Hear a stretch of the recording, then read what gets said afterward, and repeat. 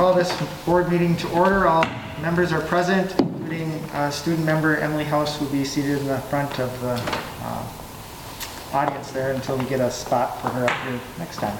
So if we can stand and say the Pledge of Allegiance, please. I pledge allegiance to the flag of the United States of America and to the republic for which it stands, one nation, under God, indivisible, with liberty and justice for all.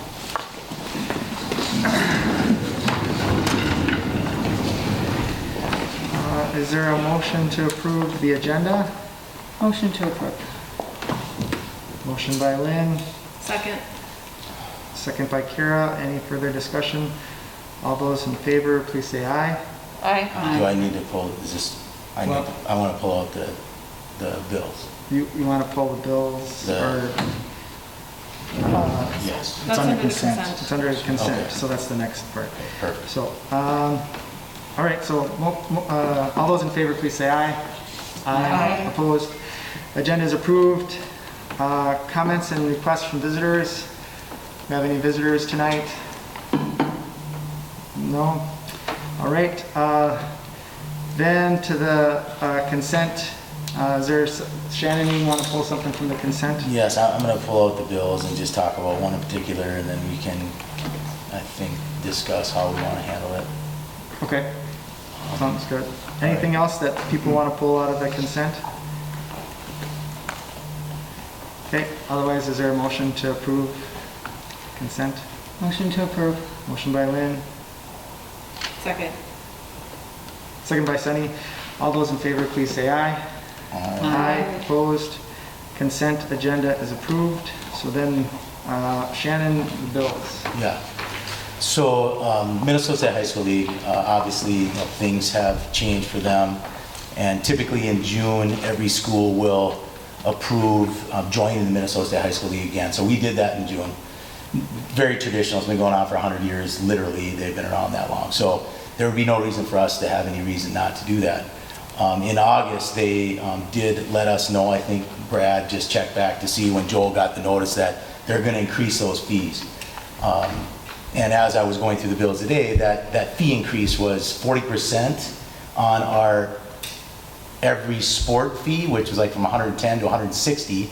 And then they also increased a $1 per kid fee, which in our situation, it increased their fees by 57%. So dollar amount, I don't know, 33 something to 53 something. I mean, it's not a huge, dollar amount is a huge percent. And so I just want to make sure we're being super transparent. I don't know that I'm 100% comfortable with that in the sense that obviously our high school league is not going to be able to operate like we would in a normal year. And they, as a nonprofit, they are reliant on us as members, but as members, we are hoping for benefits.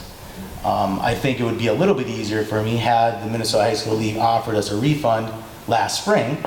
And again, having checked with Joel and talked to a few other people around the state, I don't think that ever was attempted for the spring to refund the schools for those fees for each sport. That didn't happen. We as a school, along with probably most of the other schools, refunded our students. So I just want to make sure that everybody here does not hear it, and everybody in the audience understands, or in our tax base, that we are being asked to increase our yearly due to the Minnesota State High School League, obviously with our benefits looking very different. And again, I don't know, you don't have a choice. That's the downside of this. I mean, you can't take your ball and not, go play by yourself, because they pretty much have you. So there's not a whole lot of options other than being transparent and letting you all know. Our fees have gone up significantly. I can't imagine they're ever going to go down. Again, unless they mentioned that to you, Joel. I don't think that they've said that was the case. They said that they would refund if we have playoff revenue, or partially. Okay. So I just want everybody to be aware of it. I don't know that I have, I don't know that I'm 100% comfortable with it. I guess I wish that they would have been a little bit more upfront about it, because they know the timing of the way schools do it. And as I've talked to other schools, most of them are in the same spot. They've already paid it. I mean, it just kind of happens and nobody really understands it. So I guess if anybody has any comments on it, I'd certainly try to answer them. Do you know if there's been any discussion at a state level to like refund any of the sport fees that didn't occur or don't occur? I mean, it sounds like the past is already in a different fiscal year. Yeah, I don't know. I mean, from what I've heard from Joel and others, we definitely are pushing the envelope and trying to find out if the members, the schools, have some way to have a little bigger voice in all of the things that are going on right now. So I would say, yeah, kinda. But have they reached out and said there's gonna be anything? No.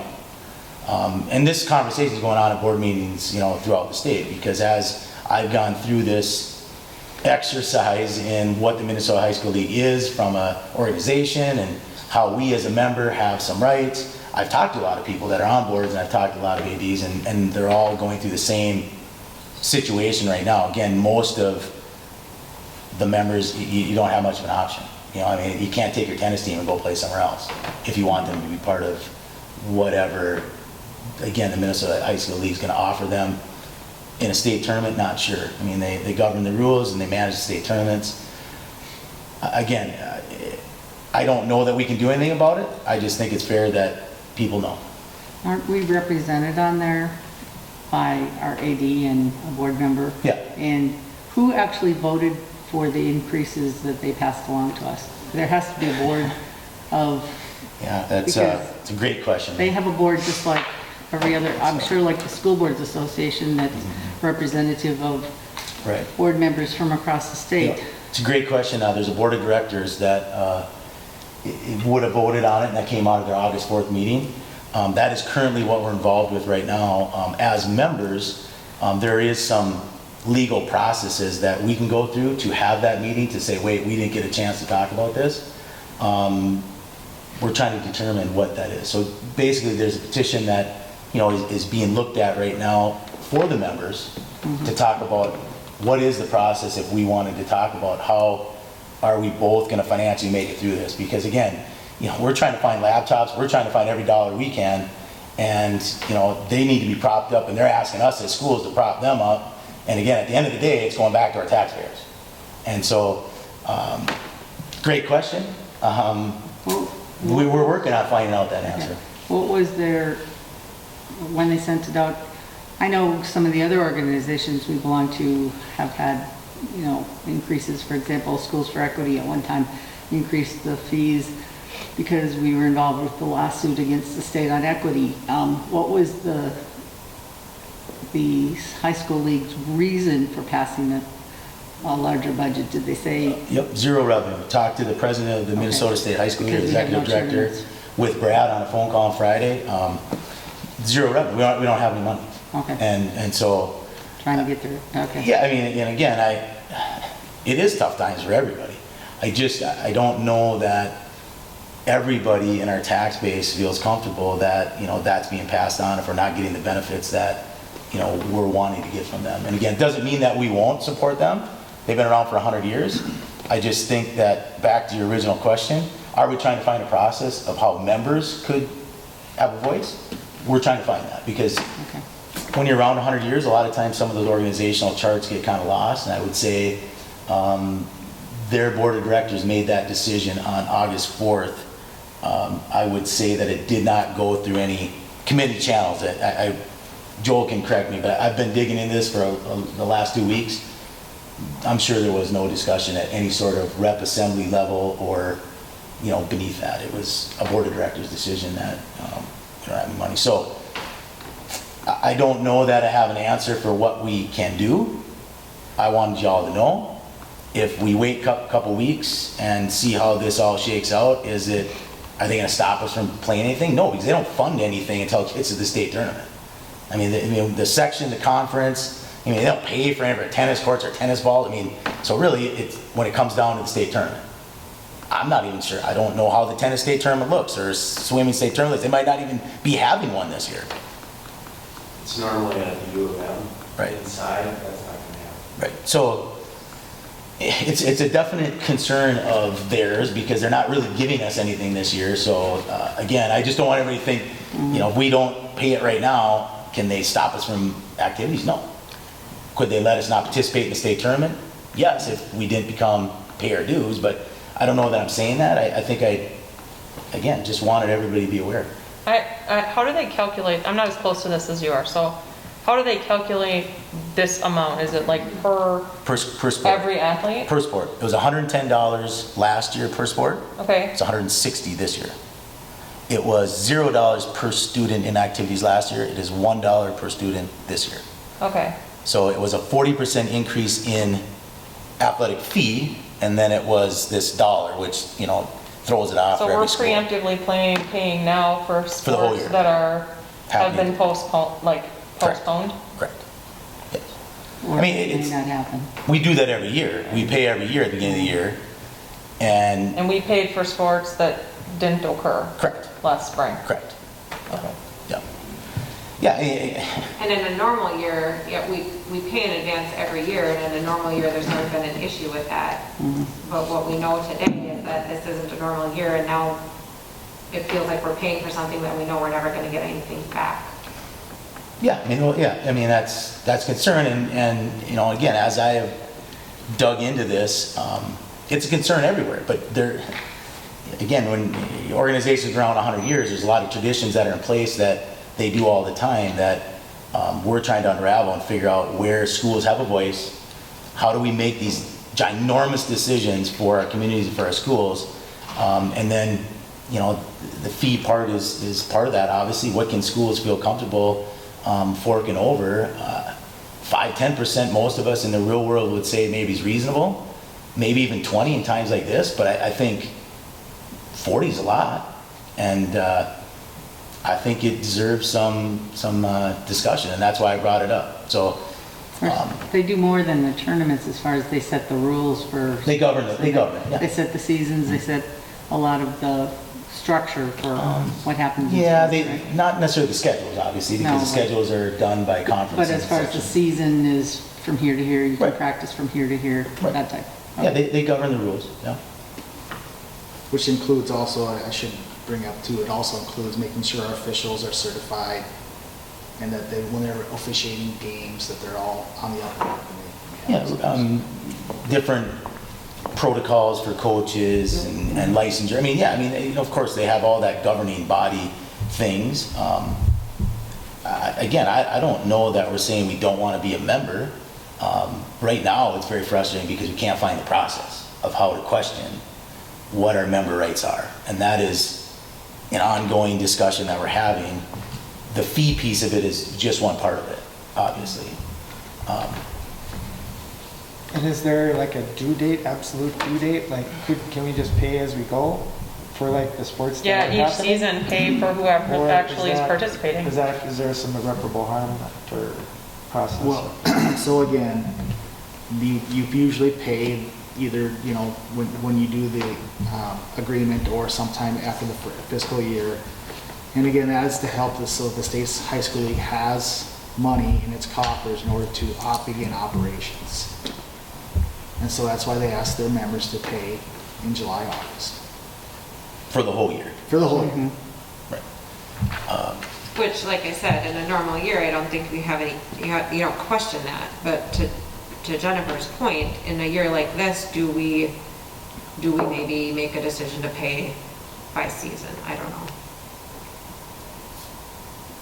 And yeah, I guess my recommendation would be that, nothing's going to happen in the next 2 weeks or a month as we trudge through what maybe we might have as some solutions with our member rights.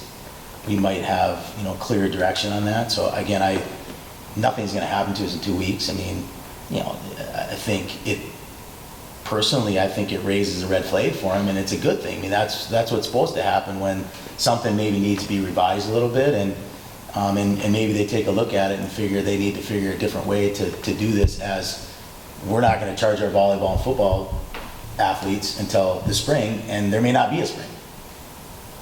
So again, we're kind of financing this thing as it goes, and you know, that's again, that's why I brought it up.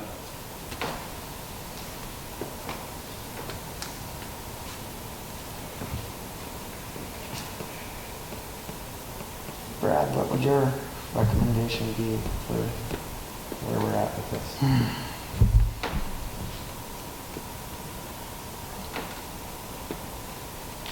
Again, I do understand where the board's coming from and wanting these questions. I do know, as being a former athletic director, that the State High School League does watch over our students during the seasons that they're in. And our 10th through 12th graders are being watched over now by coaches that need certification, officials that need this, and so, again, I don't think Shannon's saying we don't want to pay it. I think he just wants to question. I'm very disappointed in how the Minnesota High School League has gone through this process and their transparency. Without a doubt. I will not change my position on that. I've been digging on this, and it is, the organization is not running very well, in my opinion, for the members as a school. We really don't have a voice. It's very difficult to have a voice. So I have a lot of concerns there. I think, you know, if that process, you know, certainly would look better, I'd probably be sitting here saying, we need to help this organization that's doing a hell of a job, because that's what you do when you got to help somebody. I can't say I can say that right now. Again, I would agree with Brad. I don't know that, you know, one school at this point saying, you know, wait a minute. I think there's other ones out there that probably this got just missed over, or they're having the same discussions. You know, it's hard when they just say, oh, geez, you just, oh, they're gonna, you know, you might get punished or blackballed if you stand up for yourself. So I have a hard time with that one, because that's kind of what we're worried about a little bit is, you know, are we gonna have some issue if we say, wait a minute, can we talk about this? But to Brad's point, do we have much choice? Not unless people start using their voice. And, you know, we're trying, but, so I don't know we have an option. Would I like to wait a couple weeks just to see how things go? That'd probably be my recommendation. I don't think I'm saying when I want to pay it, but holding the check for 2 weeks, does that hurt anybody? No. I think that's a decent compromise, and obviously there's a lot of good people in that organization that would like to do things the best they can, and maybe some of these discussions will help them to figure how they can do that. So what I heard Shannon say is he would make a motion to approve the bills minus the high school league activity to the September 14th school board meeting? yeah, I think I'd be okay with that. And so what would the goal be of withholding the check, and then we come back and talk about, like, what's the next step? What's the objective, I guess? Well, What's to that not change get, between today and that? as you've heard me say, I mean, there are many things going on right now with that. I don't want to, it's a whole nother discussion that I don't think we want to get into. I would like to believe we'll know by the 14th if the high school league has heard from enough schools and enough of us can see maybe a change. Okay. Or they're I going to just want to say, clarify what literally we're going to talking say, about. you're a bug, and there you go. So, and if that happens, then we just pay. So, That's fair. yeah. So I guess I would make a motion to approve the bills and pull the Minnesota High School League check until the 14th. There a second? Second. Second by Sunny. Any further discussion?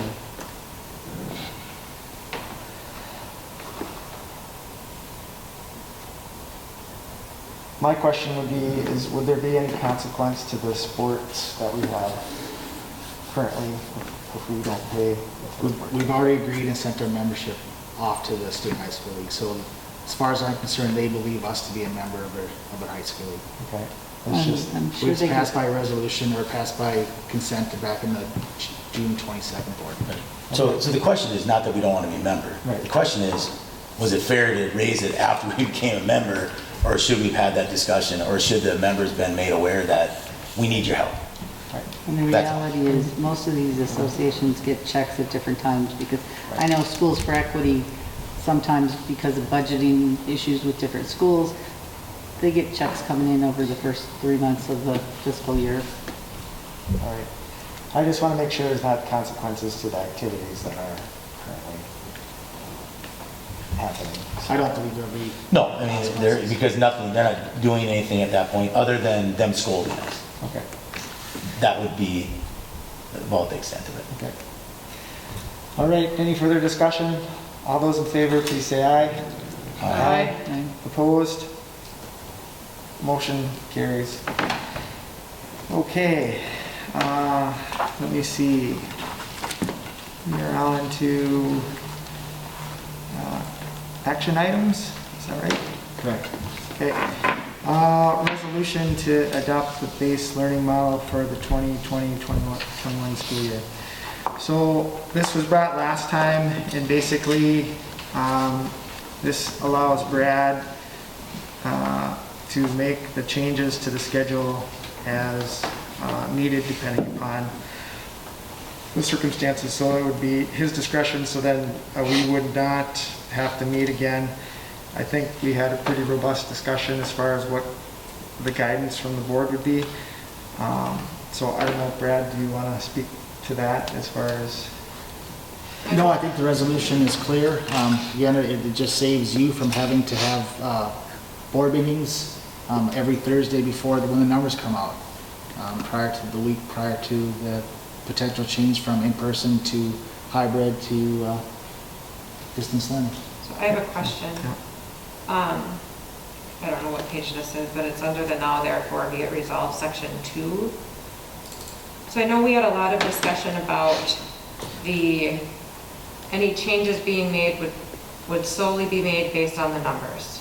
So we would go from hybrid model to in-person model to distance learning, and that decision would be made solely on our county numbers or whatever numbers were ever approved to be able to use, which right now is the county numbers. This section seems like it could be anything in this section, and I don't know if that's just boilerplate language. This is the sample resolution that was provided. Right, because so it says in the first sentence, the superintendent is hereby authorized after consultation with the board chair and notification to the school board to select and implement a different learning model for the school district or any specific school. So I just feel like it loses that part that we've all had a lot of discussion about, that we are making those changes solely based on the numbers, which I think can help. Being specific can help Brad too, to not feel like he's being put into a position of having to make a decision based on people's input, and it's really just based on those stats. Am I making sense? Yes. Yeah. To me, I read the language as being probably intentionally vague because there's other circumstances in which we would shift learning models. So in the governor's safe learning plan, it includes outbreaks in a school district, for example. And so to me, this language is vague to capture not just the county level data, but also some of the other conditions in which we would have to shift models. And I guess I'm not necessarily saying that the language needs to be changed. I just want to make sure that we're still operating under that idea that if we go minus an outbreak or any other special circumstance or situation, that if we're just looking at the 2-week periods based on the numbers from the county, that we've decided as a board that we're just using those numbers to go from hybrid to in-person to distance or whichever way on that scale. And I think this spreadsheet speaks to that. So you guys have already made your decision as a board on what we're supposed to, oops, what did I do there? You went right on. On August 14th, we made the decision that through the 18th of September. So then the next decision date is September 17th, that would affect the week of the 21st to the 25th. I checked the data on the September 17th, and everybody knows that the data that is currently being, will be used for that decision is happening right now. Right, so we're looking at doing it every week? That's what you directed I me thought it was to. every 2 weeks. I mean, it would have been every two, I guess I didn't think it was every week unless I'm, Yeah, I thought it was 2 weeks so that we didn't have, when the kids are going ABA, They get a full 2-week rotation. Okay, I'll adjust. So we're making okay. But wait, because the data comes out every 2 weeks, right? Right. The Right. data actually comes out every week, but it's a 2-week check look back. Oh, okay, Okay, I thought yeah, I it guess. only came out every 2 weeks. yeah, So would there be an issue though if we switched every week? If we got, if we're in the first week of the AB model, the 2-week AB model, right? Because it's really a 2-week model, Yep. because some kids go 2 days, some kids go 3 days. If we're in the first week of that model and the numbers allow us to go in person, is that gonna matter? For the second week? I mean, it probably wouldn't. So let me pull up the calendar, and we can just take a quick look at that. I guess my only concern is that there will be weeks where students would only get 2 days of instruction, and depending on how all the chips fall, Right, they might those not. same students just keep getting stuck in the 2 days of instruction And- by no one's fault, just, And potentially, if they only got 2 days the first week, or will they have gotten all the instruction that the kids that got 3 days got in that first week? Because, I mean, when they're at home, the teachers are teaching the other half of the alphabet. So the days that they're at home, they're not getting instruction. They're doing homework, and maybe they'll get a response from a teacher during a prep time. But they're not going to be, they're not getting that instruction because the teachers have to teach the other half of the alphabet. Do you know what I mean? So from my perspective, we take a huge step back and we say, I think the board has been clear that we think kids need to be in school, and that's the most important place. That's like a top priority for this Yeah. board. But then we also understand that we're dictated by the state on our numbers. And so to me, this level of detail and talking about it from a board perspective, like every week, every other week, like there's too many details from an administrative level for us, in my opinion, manage. And so I prefer the broad language that gives you and your team the authority to work out the details about what's best for the students and flesh out some of these issues, like every week versus every 2 weeks. And I would rather, just with that clear, we've set a clear vision that we want kids at school, and we also want to try to find the balance of some stability too, so we're not changing every couple days. But you and your team decide. I don't want that. That's not appropriate for me to be deciding. I don't think that any of us want that, and I don't want Brad to be lobbied by a certain group of parents or our teachers union that they don't want to follow the numbers. So I think what Sunny's saying is the resolution can be vague, but it needs to be crystal clear that we as a board have decided it's either follow the numbers or not follow the numbers. Because I don't want, again, him to be in that position of pressure, because again, the number's at 9.8. It's below right now. Some people feel that that still isn't good enough, and they don't want to use that 10. So, you know, again, everybody's got an opinion on this. I don't know that anybody wants to be in the Oz seat and have that pressure of, you know, different groups coming to them saying, don't do this, don't do this. Here's this research, here's do that. So I think what I'm hearing Sunny say in that resolution is, I understand we don't and shouldn't, but that's a lot of responsibility if we don't put guidance on. So you're saying we're backing Brad? We're backing We're Brad, backing him. and- but we don't want to give him so much. To make the decision based on the numbers, so that Brad doesn't have to feel like if he's getting a lot of chatter on one way or the other, that he needs to make a different decision. If we're using the example of the 9.8, you could have people saying, you know, it's under, so it's under, or you could have people saying, well, wait a minute, that's so close to 10 that we should still be considering it as 10, you know, so how can we help Brad avoid some of those? And again, maybe Brad would tell us that he's had conversations with his administrators, had conversation with his teachers. Obviously, we've had lots of different emotional opinions on this, and maybe everybody's on board, like we are, that 10 is 10. And we're going with that until the county and the state come out with a different number. I don't want him in that hot seat, because that's going to disappoint people, and that's going to put a lot of pressure on them to make a less of a factual decision on if we'd agree the numbers are the numbers.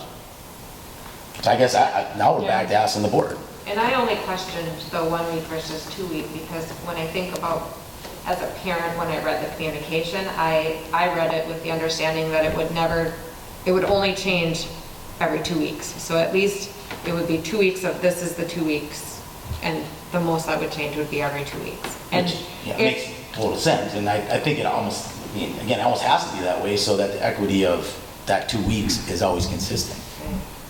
I certainly will revise this spreadsheet, send it back out, and make it known that on September 17th, when we make a decision, that it is a 2-week decision. So from September 21st to October 2nd, if on September 17th it's 9.4, whatever, that qualifies us for in-person, and we'll be in person. If it's still above 10, then we're going to be hybrid for those 2 weeks, even if the number drops down below 10. Yeah, because we're in that right now. Because we're in that right now. So again, I don't know that we have that latitude though, because if the weeks come, if it comes out on a Thursday that our numbers have gone up, I mean, did the state give us to be more restrictive in the number of days, or more restrictive in the model? Don't we have to switch like quickly? So if our data comes out and we've gone from a 9.8 to a 10.2, zero practical difference, but it's. Yeah, I was wondering that too, if it goes up and we've decided we're in an in-person model for the 2-week period, and then I don't the think numbers come out and then it's higher, are we forced to revert back to hybrid? I'm a little mind blown in the moment, because I thought the data came out every 2 weeks, and now I'm learning that it's every week, As you can which see, it is coming out. changes a lot of the scope of what we've discussed. It is coming out every week, but it looks on a 2-week look back. Okay. So back to my question, if we make decisions in a 2-week time period, right? If that's what we decide to do as a school, and we are in the cycle of a 2-week in-person situation, and during that cycle, when we're in our first week of this 2 weeks, and the number goes above 10, do we have to pivot then the following week back to hybrid? Because then this is a week-by-week life that we're going to be living. And then how does that work? And I don't know if Brad, you can answer this, or how will that work if you're in week 1 and half of your student body is only getting 2 days of instruction and the other half are getting 3 days of instruction? Won't that half that has the 2 days be a little behind before they finish that 2-week period? I don't know how they couldn't be. I mean, yeah, not to open a can of worms, but most schools are going AA. It is a can of worms. Well, most Yeah. schools are going AA, BB. Or they're Now I'm going starting to 80, question- and distance learning on Right, so Friday. now I'm starting to wonder, is that why, because how many schools are trying to do what we're doing? Very few. So now it's starting to make me wonder, that's probably why they're doing it that way, because of that potential pivot. If the state says we have to do that, now that's my question though, is because it's a 2-week look back, so obviously numbers are not even relevant necessarily to that day, do they allow us to finish our 2-week cycle? I think is Yeah, that's what we're what all I'm kind of guessing. asking. I believe since they're, again, so in September 17th, we're actually using the numbers right now. So not only is it's more than a 2-week, it's a 2-week look back, but it's 2 weeks so they're going to allow us to, It's a 2-week look back with a 2-week lag. yes. So to then try and tell us that we can't at least maintain our 2-week, that would be, It would be, not make sense. So I guess, Right. are you pretty confident on that? I'm pretty confident on that. Okay. Unless of course it's a pandemic and then they force us to distance learning. That's the Right. only. Well, and Well, I think all of it's this is subject to maybe a change. severe outbreak. And I think 2 districts already had severe outbreaks and made decisions last night to switch already.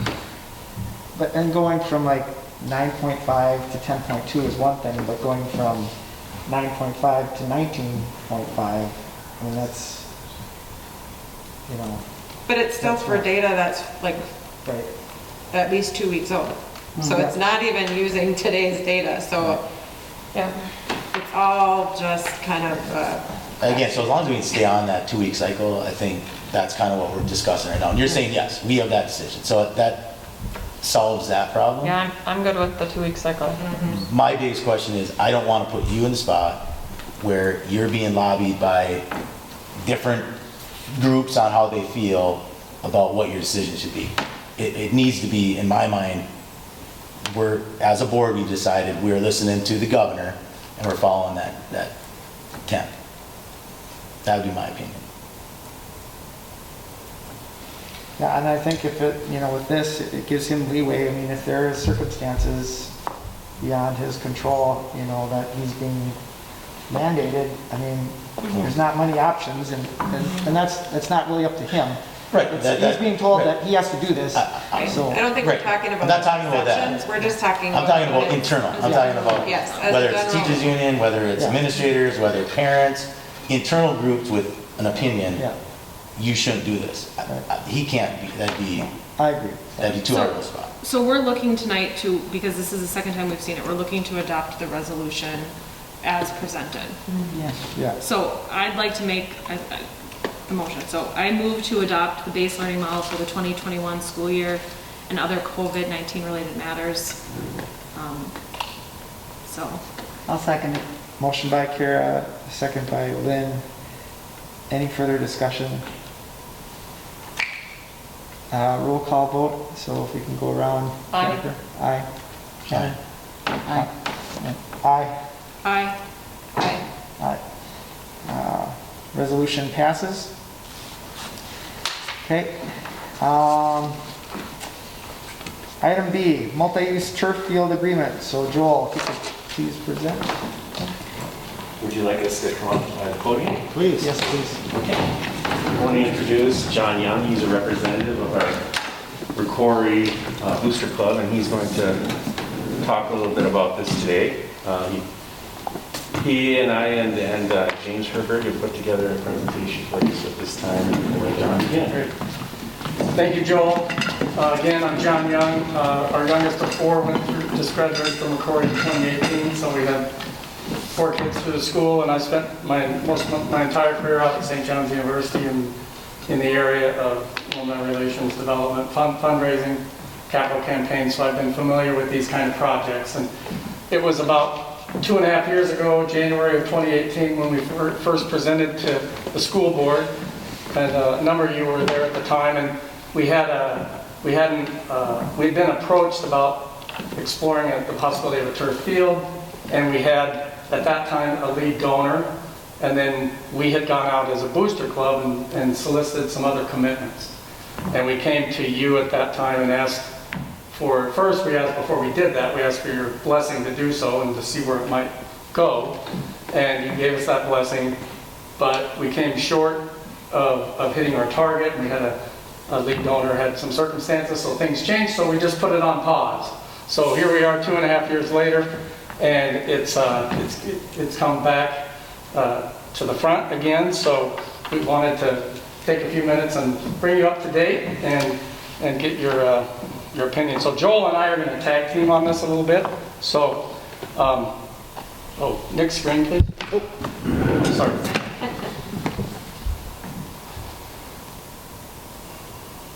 Thank you. So advantages of taking action now, like a lot of things, there's opportunity. So we have a window here with some key leadership donors who are willing and have made a commitment to fund this project. We right now have 100% of the project funded through private charitable gifts. Booster Club would serve as developer. So we receive gifts, we hire and execute contracts, we pay the bills, and when the turf field is completed, we donate that to the Rocori School District. Other high schools in the area have already installed turf in recent years. Alexandria, St. Cloud Tech, Brainerd, Fox Center, New London, Spicer, Madawaska, Fergus Falls, to name a few. So next screen, please. So Joel.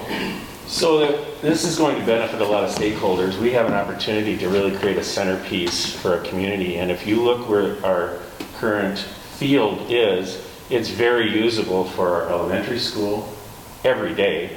It's very usable for our middle school and our high school all at the same time, as well as our community. Very accessible.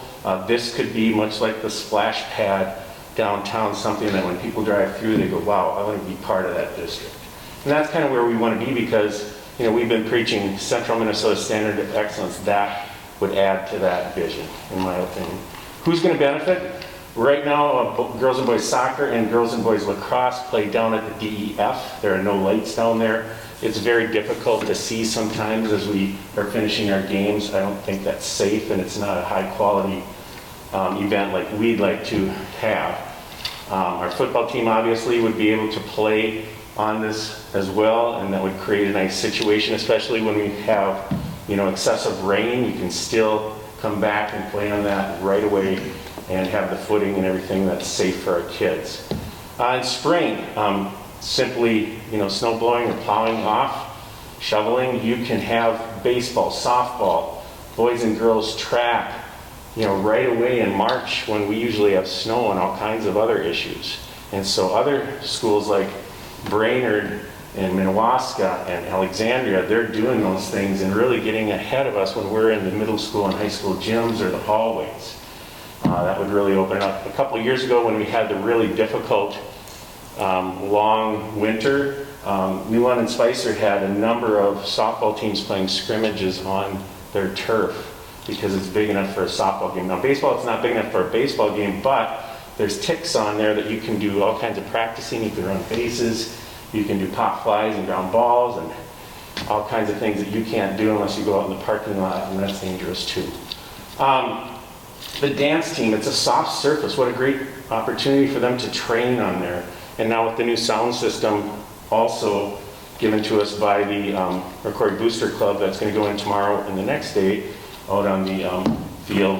With the new sound system, we should be able to do lots and lots of dance practices as well and performances. They also could do their dance camp in which they go at halftime and so on.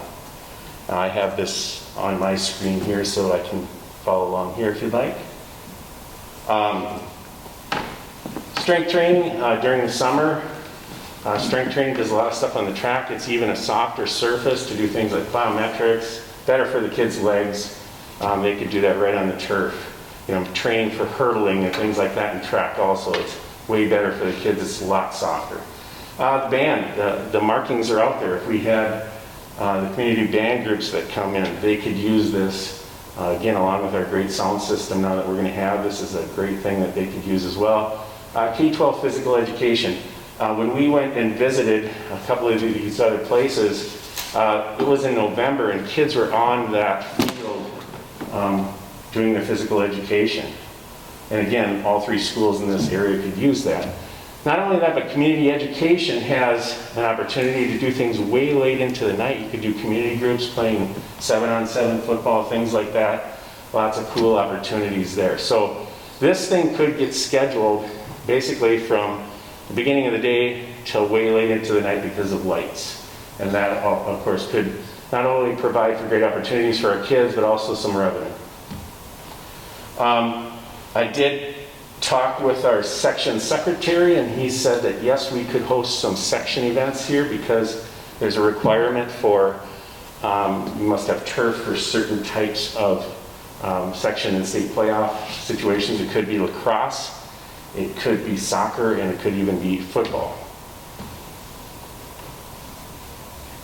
Next slide.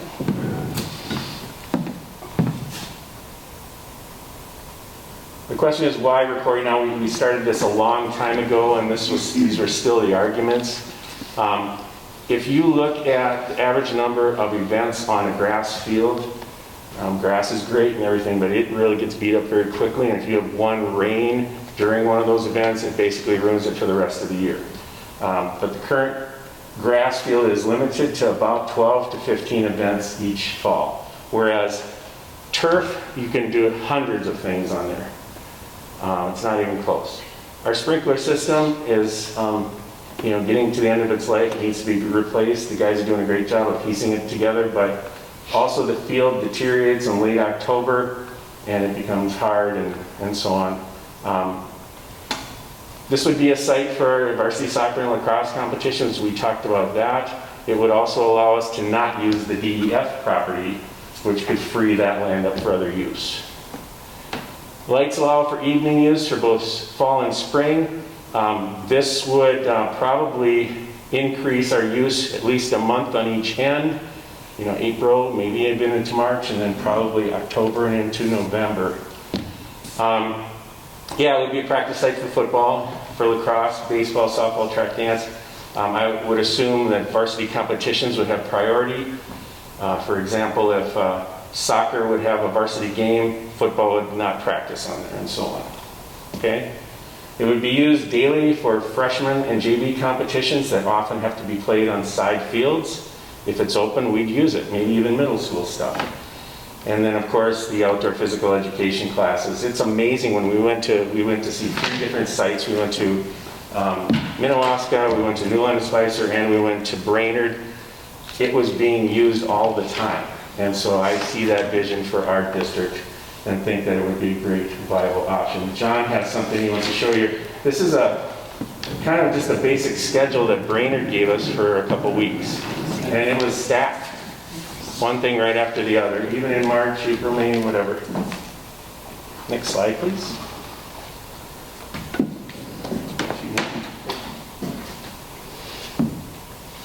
So we just have a couple slides. The next 2 slides are fields out at St. John's. The first one is it's called Gallardi Field. It's really our multi-purpose practice field, and in the winter it has a seasonal dome over it. But just show it quickly to show you the yellow lines you see in there. Those are for soccer, and there's also lacrosse markings.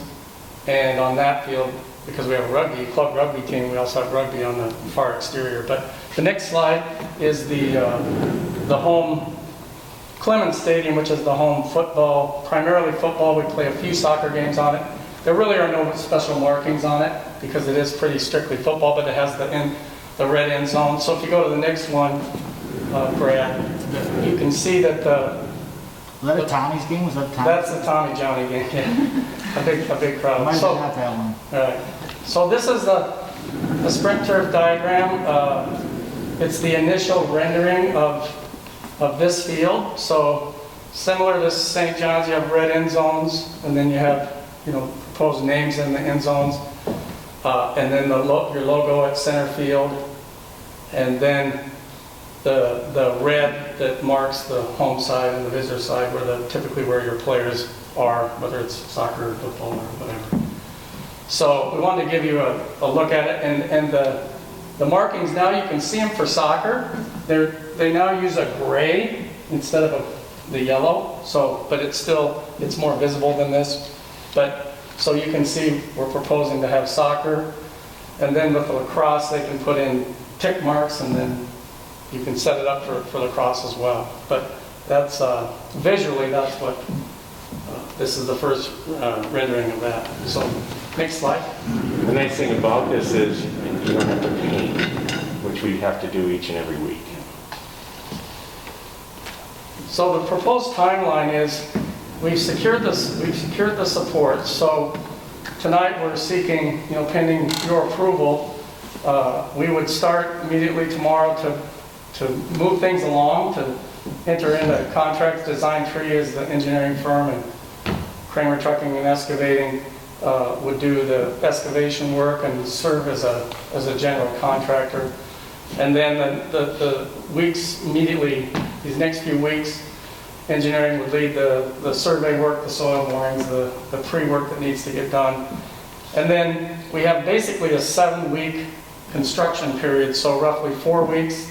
September 14th to October 9th would be the site work, the base, and that's where they put in they remove all the sod, they put in basically it's a sophisticated drainage system, but it has granite aggregate, different layers, different mixes. But so that's about a 4-week, and then the turf installation would begin potentially the 3 weeks beginning October 12th. And in an ideal situation, we'd be done by October 30th, and that's the target that we're looking at. So for next spring, when you have spring football and these other events, you're ready to go right away. As soon as you get the snow off the field, you can go. So the estimated costs, and these are big. So the surface area is 101,200 square feet.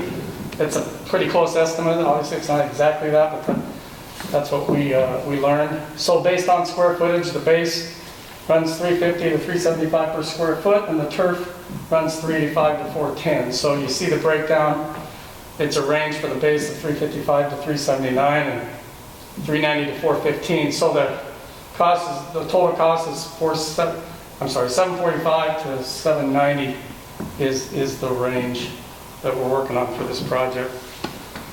So the last slide is to share with you the commitments we have for the project. So we have our lead donors, the Blattners. We have the Rocori Booster Club. We have Cold Spring and Kramer Trucking, and then a local company that has not yet gone public or isn't ready to go public with their commitment. And in addition, we have another pending commitment, 5-figure, perhaps 6-figure, which would give us the what I call contingency, or in case it pushes the 790. But it shouldn't. We don't expect that it'll surpass that. It might be under. It could creep to perhaps 800,000. But we're targeting to have a contingency, so we're all set. But we have all the signed commitments. We've begun the process we established a separate account for this 2.5 years ago at the bank. So we have a turf field fund account, and we're starting to transfer gifts and put money into it, so we can move quickly, again, pending your approval. So thank you very much for the opportunity to share this with you tonight, and happy to answer any questions. Yeah, are there any questions? Yeah, I have some. What's the expected lifespan of turf field? Sprint Turf is the name of the company that we're going through. It's 15 years. 15 years? Yeah. Okay. And I can just say, thank you, first of all, because we're in a COVID terrible time. Very difficult to put a field in without having to take away the use of kids. What better time to do it right now when our kids are not involved in those activities? So again, thanks for putting together a short period of time. I can tell you, and John, you can probably echo this, Sprint Turf, unless you're part owner of the company, is really doing a good job for us, because that number is unbelievable. It's anywhere from all in $15 a square foot, and we're talking almost $8 a square foot all in for the undersurface along with the turf. So I'm assuming they your gave us a 2018 quote.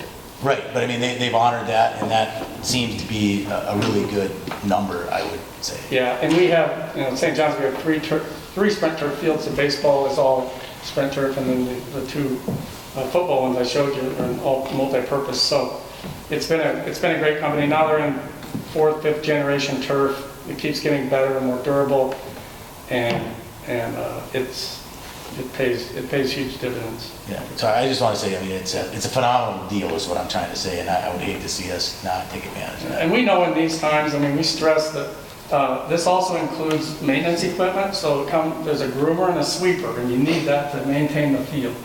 And so that's included in this. That'll come with the turf, and it'll be property of the district. So. We'll also have some professional development by the company. They're going to come out and teach our people about 3 hours worth of how to use that equipment. We also decided that we would purchase the highest quality equipment. I'm assuming there's a fairly large estimate of saving of grass cutting manpower, along with watering and all the other things that go along with the grass fields, on top of the fertilizer that we And the would painting and setup and everything that you do each and every week.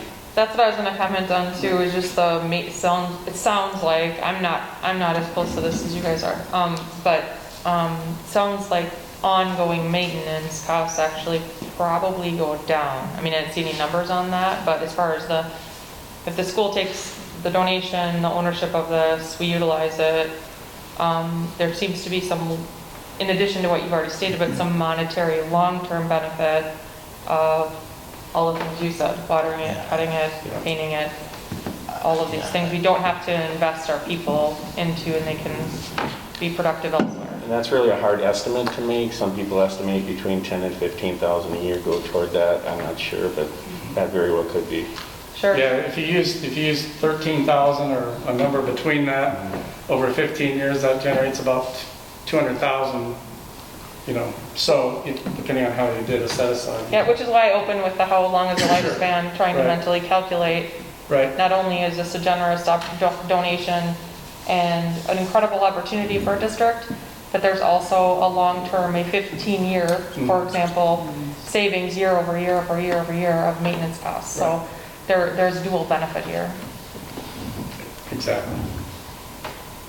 I want to say thank you to both of you for your work and to the generous donors. This is like a really exciting thing for our community, especially during a tough, just these extraordinarily tough times. So I think this is a fun thing to get behind. We spent a ton of time talking about this in facilities and grounds in the previous years, and you have, been part of those conversations as well. So, Jennifer, to your point, we did prove out a lot of cost savings and thought of things, like replacement and all that kind of stuff. And so I do know that, I don't know if exactly how the facilities and grounds budget is right now, but I do know that we had, in our 10-year strategic plan, had included some costs of a future field. And so we already have budgeted into that the replacement costs. And then when you do replace it, you're just replacing the turf, you're not replacing the sub or the base. Right, at St. John's, we replaced the Clemens Stadium field, and it was $346,000 just to put just turf on. So you're really just doing the turf again. So, yeah. And so then the maintenance costs are also multiplied, because if you think about having like a stadium field for like lacrosse and for soccer and all of those, and the maintenance of those, you can really multiply it. So it becomes a big deal. I'd like to say thank you as well, and then I would be willing to make a motion to approve the multi-use turf field agreement. Second? Motion by Sunny, second by Carol. Any further discussion? I guess I want to say personally thank you too. I mean, this is a huge undertaking. It's going to be a huge benefit to the district. I would encourage, I think, anybody who's watching or out there, that I think make the numbers look great, but I think that is a big commitment from the Booster Club. So anybody who wants to support, the Booster Club, this is one of probably the biggest projects that they will have ever undertaken.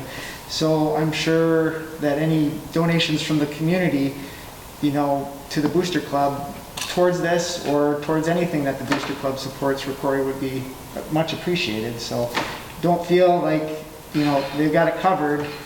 There's lots of things that we could, help Rocori district in, including this. So, but thank you for everybody that has helped to make this possible.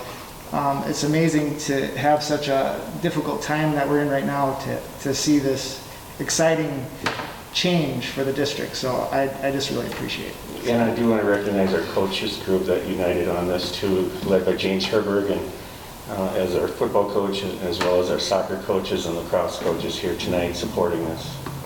So, Can I just ask, will there be some press releases or some information going out? Because I want to make sure that, first of all, you get the credit, and second of all, that there's no concern from the taxpayers that we're spending taxpayer money at this time on this project. So, and I agree with you. I think it's very important to get a press release out soon. Brad and John have worked on one together, okay. And so that's ready to go. Good. I think it's exciting to have something positive to look forward to in the situation that we've been in recently. So, Thank you very much, and thank you for your kind words about the Booster Club. I'll just say that the only reason we're in the position to do this is because for the last couple of decades, but especially the last 10 years, we've had tremendous partnerships with local businesses and corporations, and the sponsorship program that you all approved back probably 8 years ago, where we had partners on the scoreboards and so on. That's made a big difference, and that's put us in a position to be able to do that. And obviously we had lots of individual and family members, but you hit it right on. That's fantastic. So thank you. Okay, so any further discussion? Otherwise, all those in favor, please say aye. Aye. Opposed? Motion for the, I'll take two. Thank you very much. Thank you, guys. It is worthy of class right now. Thank you. Okay. Pretty exciting. Okay, the student handbooks. Item C. Mr. Riesenberg, we did make the addition of the COVID handbook supplement. as requested in our last meetings, and we put that in as a separate page, so you'll see those there. Otherwise, we had no other questions, and so I would recommend that we approve the student handbooks. Motion to approve. Motion by Lynn, Second. second, any further discussion? All those in favor, please say aye. Aye. Opposed? Motion carries. Sorry, I got logged out of my computer here. That's okay. Okay, Same with our employee handbooks. There was just employee handbook. Yep, same situation with employee handbooks. Have had no questions since. We did make sure we revised a couple of the things that we talked about in the last time. You see that in the strikeout, so that is ready to go. I recommend approval. Motion to approve. Motion by Lynn, Second. second by Jennifer. Any further discussion? All those in favor, please say aye. Aye. Opposed? Employee handbooks are approved. Item E, Community Education Program Handbook. Again, the same scenario. You have seen them in a previous meeting. You see the red lines for those programs, and I recommend we approve those as well. Motion to approve. Motion by Sunny, second by Lynn. Any further discussion? All those in favor, please say aye. Aye. Opposed? Community Education Program Handbook approved. Discussion items, letter A, out-of-state travel for Rocori students and staff? Staff. Okay. Yeah, I think it's prudent at this time for us to make decisions about out-of-state travel for our students and our staff in regards to traveling, of course, outside of our state. I did contact all of our big trip people, and they understand exactly why we would do this. In the case of our first trip of the year, the Washington DC for junior high kids that was moved from last spring to October, they have reached out to the company, and the company is going to allow that trip to go to the next October without any penalty. So they're just going to move it. So I recommend that, again, we're in a COVID situation, and we need to make sure we keep our kids safe and So are we putting the same type of expectation on personal travel for students and staff? I did send a message to our staff asking them to watch where they're traveling to, but I don't believe we can do that legally, other than just remind them that we need them to be in all together, that we're in this all together, and the stop of spreading of COVID is by... You can have rules about what if they travel, what happens when they come back. So you could say that if you travel out of state or out of country, then out of state equals 10 days isolation period, out of country equals 14 days, or whatever. I'm not saying that we can tell them that they can't travel, but we should be able to have some of those, just so that they know what the expectation is when they return, so they can be making those decisions with all of that information. So is that something, because this is just this discussion item, Right. not any action. I think it should be considered. What does out of state mean? Is Fargo out of state? You're going to Fargo, North Dakota, Brookings, South Dakota, Sioux Falls. Well, if we're talking about it as it pertains to the reason we're limiting it is for COVID-19, South Dakota and North Dakota are operating a lot differently than Minnesota. And like, again, I'm not saying that it means that people can't travel, but, all we're hearing from people, and I just think that it's something we should be considering. Whether or not we should have some sort of expectation for people, if they travel, what does that mean? Or what could that mean? And maybe we decide it's nothing, but I think it's just a discussion that should take place. It should be intentional that we decide to do something or not, enact something or not enact something, not just ignored. Right. Because other employers are enforcing those types of conditions on their employees. And some employers are saying to hotspots, no travel to hotspots. So I think how you look at it could be different. I just think that to Jennifer's point that we should, it's only fair for people to know if there is some sort of action that they might have to take should they choose to travel. Is there a difference between traveling for fun or vacation versus traveling to visit relatives? Because I know we have a lot of people who have people in relatives in Wisconsin, North Dakota, South Dakota, Iowa, that, you know, go visit grandparents, go visit parents. I'm concerned about, you know, somebody who has a mother that's ill in Wisconsin, that all of a sudden then we have to say, okay, you have to quarantine for 2 weeks, and we're missing a lot of staff because of things like that. I don't know. I think it's worthy of a discussion. Obviously, if you fly in a plane, we've been told that it's a lot different than driving in a car. Yeah. So I think we're talking about trying to get our kids back in school every day, and we're hearing continually that we all need to do our job and do this and do this and do this, and we got to try to get our kids back there. I think it's completely responsible for us to say, our employees, we expect this. And if you're getting on a plane and flying out of country, this is what's going to happen, because we are obligated to try to get your kids back into school. So I mean, I don't know that we're going to answer all those things tonight, but it's a huge question that should be answered if we're truly going to have to live with this for the next 9 months and working to try to get our kids back to school every day. So should there be a plan? Absolutely. Does flying to a different country different than driving to South Dakota? Yeah. It's not black and white. I mean, it's a huge, you know, undertaking of what is the most dangerous. Well, I just said what they are probably. So people can make that choice, and unlikely they have to do those things to go to a funeral. There's going to be exceptions. And if someone has an exception, we say just get a negative test. You come back, you fly to South Carolina, you got to spend 10 days there because of a funeral. Other employers, like Jen said, that's what we're doing. So I think it's going to be discussions that are going to be had with schools all over the state. It's not going to just be us. But I think it's something we gotta talk about, because if we don't, then I don't think we're truly trying to get our kids back to school every day. Well, it sounds like we need to have Brad talk to the administrative team and maybe some other superintendents in local districts and see what other districts are doing, and then come back to us at the next board meeting with a Well, and it might be recommendation. worth looking at what are other employers doing, because I don't know that a lot of the school districts have those answers figured out yet, because they haven't been in session. But a lot of employers have already worked through how they're going to handle that. So maybe there's employers that you could reach out to. Can we go back to the original item in here, which was our students? If we're delaying the trip till next year, is there a way, if a student is unable to travel next year, they can get their money back? I'll check with Derek and see. Okay.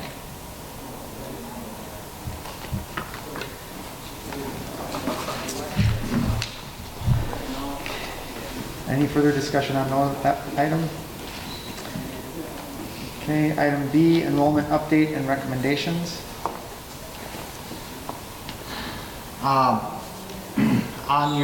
On the table tonight, as of 4 o'clock today, hot off the presses, you saw our enrollment update, and right at this time, you're seeing the number 2278. So that is where we are as of 4 o'clock this afternoon. Number of students? Number of students. Okay. And what did we budget? We budgeted at 2,300. That's on the far left-hand side. So when we budgeted 2,300, we budgeted that as being an opportunity for us to service the students' needs, and then that also would have given us a little bit of a fund balance increase.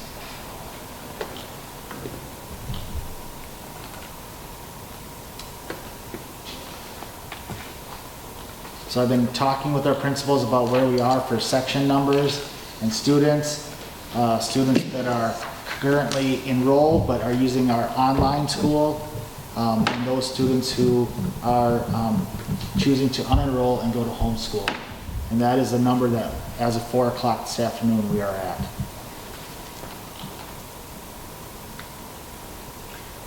The question that comes up when you saw the resolution is, do we want to make sure that the 2,278 students that we have currently enrolled today get a education starting September 8th in a safe environment?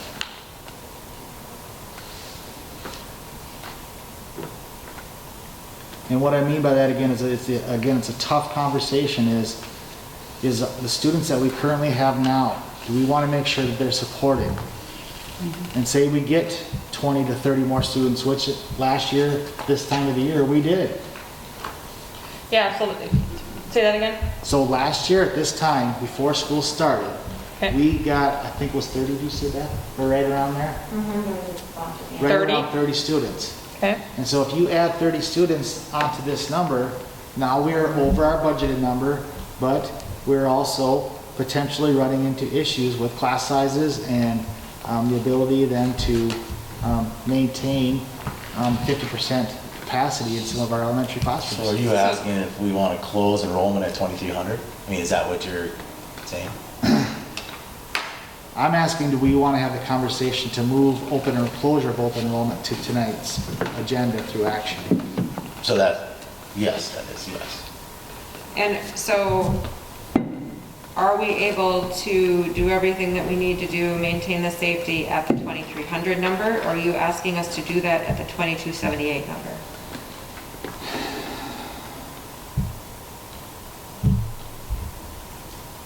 Well, before you answer that, my only fear is, and again, we probably don't owe anybody anything, but I can almost assure that there's people living around our community that this would be completely unprecedented for us to all of a sudden wham, do it, and they were planning on open enrolling their kid, and so I mean, number one, can we do that? The answer is yes, we can Yeah. close enrollment tonight. right now. Right, and then the second one would be from a PR standpoint, because we've been very open enrollment friendly. My fear would be that, and again, my position is gonna change. The people that haven't probably got that done are the people that probably aren't on top of things, and they're people that probably are trying to figure out what they should do and how their life is gonna be set, and so we could be, severely damaging somebody's plan. So I guess I'd rather see us, again, whether it's go to the 2,300 or give some sort of a warning that we're gonna do this. And again, maybe I'm being too kind to the people that haven't done it yet, but that would be my concern. Are we, and we would be making this decision to close enrollment just for this school year? Just for the school year. And And it's only for outside enrollment, anybody who's living in the district that has moved right, in. if they physically move here and they live here, we can't not let them No, enroll. we That's not have to, we have So- to be open to yeah. residents. right. And so, because we'd only be doing it for this school year, if there are family members whose siblings go here, but their younger siblings don't yet, they would be grandfathered in because the family is already open enrolled here? That's in the statute, that you could allow that again for next year, but you would be closed currently. Right. So that's my point, is that if there are families like that, if we're closing it just for this year, it shouldn't impact them if they've already made the decision that their younger child is staying where they are, but the older child is coming here. Yeah, that would not impact that decision. And So, It's only for the- can we, okay, so I'm trying to figure out the logistics of this question that you're asking. So, does the statute require that we pick a date and time that we're gonna close enrollment? Or can we choose a number? Once we have this many students enrolled, we're done, we're closed for the year. It's a little bit flexible there. Okay? Because that's two different other decisions that we might have to make. Yeah, the issue comes then, is let's say you say 2,300 is the number. Yep. And Richmond gets 4 or 5, CSC gets 10, and Rockville gets 5, and they haven't had a chance to communicate. You have to have a system in place of timestamp, then you have lottery, so that, And I guess I wouldn't want to make our decision because of that. right, I'm just saying that We can put that's, the system in place, right? Yeah. I'm concerned about, to Shannon's point, the families who are they're still considering this as an option, they haven't quite made their decision, and if we close it today, they maybe would have made the decision to come here, and so can we give some sort of window? the answer is yes. So we could put on resolution, what's the date today, 24th? 26th. We could put on a resolution, we're closing as of August 26th. I do think, my mantra through all this is there's so much that we can't control that we have to control what we can. Because we don't get a lot of decisions that we actually have control over right now. We're just managing what's ever thrown at us, right? So this is a decision that we can actually get in front of, which is inspiring in some ways. I do think that I agree with Shannon and Sunny about the families that may have not made their decision yet, and so I do have some compassion for that. I also wonder if we announce the closure and we have a certain span of time, what will the flood, we can't actually control how many people are going to put in their enrollment, right? We don't know what that number is, and if we have to accept all of them, we don't actually know that. What? Right. And there's not a natural. Right. I mean, yes, a date and a Right, number. so my point in saying all that is, can we pick a number so we can actually control the number of students we feel comfortable that we can safely educate this year without compromising the hybrid solution we put together, the class sizes, again, not being able to create more space. But I am nervous about that window being too big, too long, and not defined. Because now we've just lost, whatever decision we just made, we're just left with whatever happens. But I think we solved that by putting a date and a number. And a number, right. I don't know what my conclusion is, but I have a little bit of concern about that as well, because there's not like a natural equity to that. It's not like we're taking, if we say, okay, we'll cap it at 2,300, so we'll accept 22 more students. That's not a natural equity where it's like, oh, these 22 students that just didn't have, it's the people who are connected. So it's not that are going to hear about it. So I don't know that there's like this natural equity that we're building in. We just don't have a choice, though. I mean that's Well, that we do have a couple choices, but let me take a step back before. That's just my counterpoint. Something Sure. to think about. Can I just make one comment to that? Yeah. If people are considering this, or our school district still, aren't they probably looking at what's going on in our school district and when they hear? So to your whole point of natural equity, maybe I don't know anybody here and I wouldn't hear it from a friend, but if I'm considering sending my kid here, I hope I'm looking at what's going on at the school district and things that are happening. Do you know what I mean? Yeah, I mean, obviously, I do have tremendous compassion for the people that maybe aren't going to know. However, to Jen's point and to what we can control, take care of our own kids in this district, there's so many pieces of it that we're actually attempting to make a decision that allows people that are sitting on the fence to have some time to take advantage of what we still have. And we're hoping that we're finding that medium. So it appeases all of it. Is it going to be perfect? No. None of this is perfect. If we wanted to go completely the other way, we'd say, bring them on. We're going to educate everybody's kid, but we know that's not responsible for our kids. So I guess, where's the happy medium? Is it a number and a date, putting it on our website? I mean, we're doing more hopefully than other schools. We're talking about it tonight, and if anybody's watching and paying attention, they're saying to themselves, I better get on this. So I think, I agree. I think all of it is good points. Where do we find the medium? So to me, the bigger question though to me isn't the logistics of it. The bigger question is like, what's the safe number? Because I would agree, I completely agree with Jennifer. We only have so many levers we can turn, and we only have very little control in all of this. And so to me, the benefit of being able to close enrollment is that you are able to like set your rosters and move forward without having a moving target that you're throwing more students at. And so to me as an administrator, that would be a really difficult part about the start of school. And so to be able to take some of that out and really would allow them to just really focus on setting the new norms. But that is probably dependent on building, because we have technically like 4 to 5 buildings, if you count the middle school and high school as one or not, and then the DES. So each building has its own kind of safe level, and then each grade would have its own. And so there's a lot of moving parts. So the number, isn't as, it's not just like, well, 2,300 is a good number. To me, it would probably, there's probably a lot more nuance to it than we're, Or is it per grade, like I you was just gonna say, mentioned? it's gonna Okay, depend so- on But I grade think and that goes building. back to my first question is, what is the number, like, if you're asking us to make a decision on closing enrollment, what should we be making that decision on? What are the numbers that we can teach safely? So, that's a great question, Sonny. So first of all, let me answer the law question, legal question. School boards may set capacities for how many students at a particular grade level as well. So you can set it by grade, you can set it by district.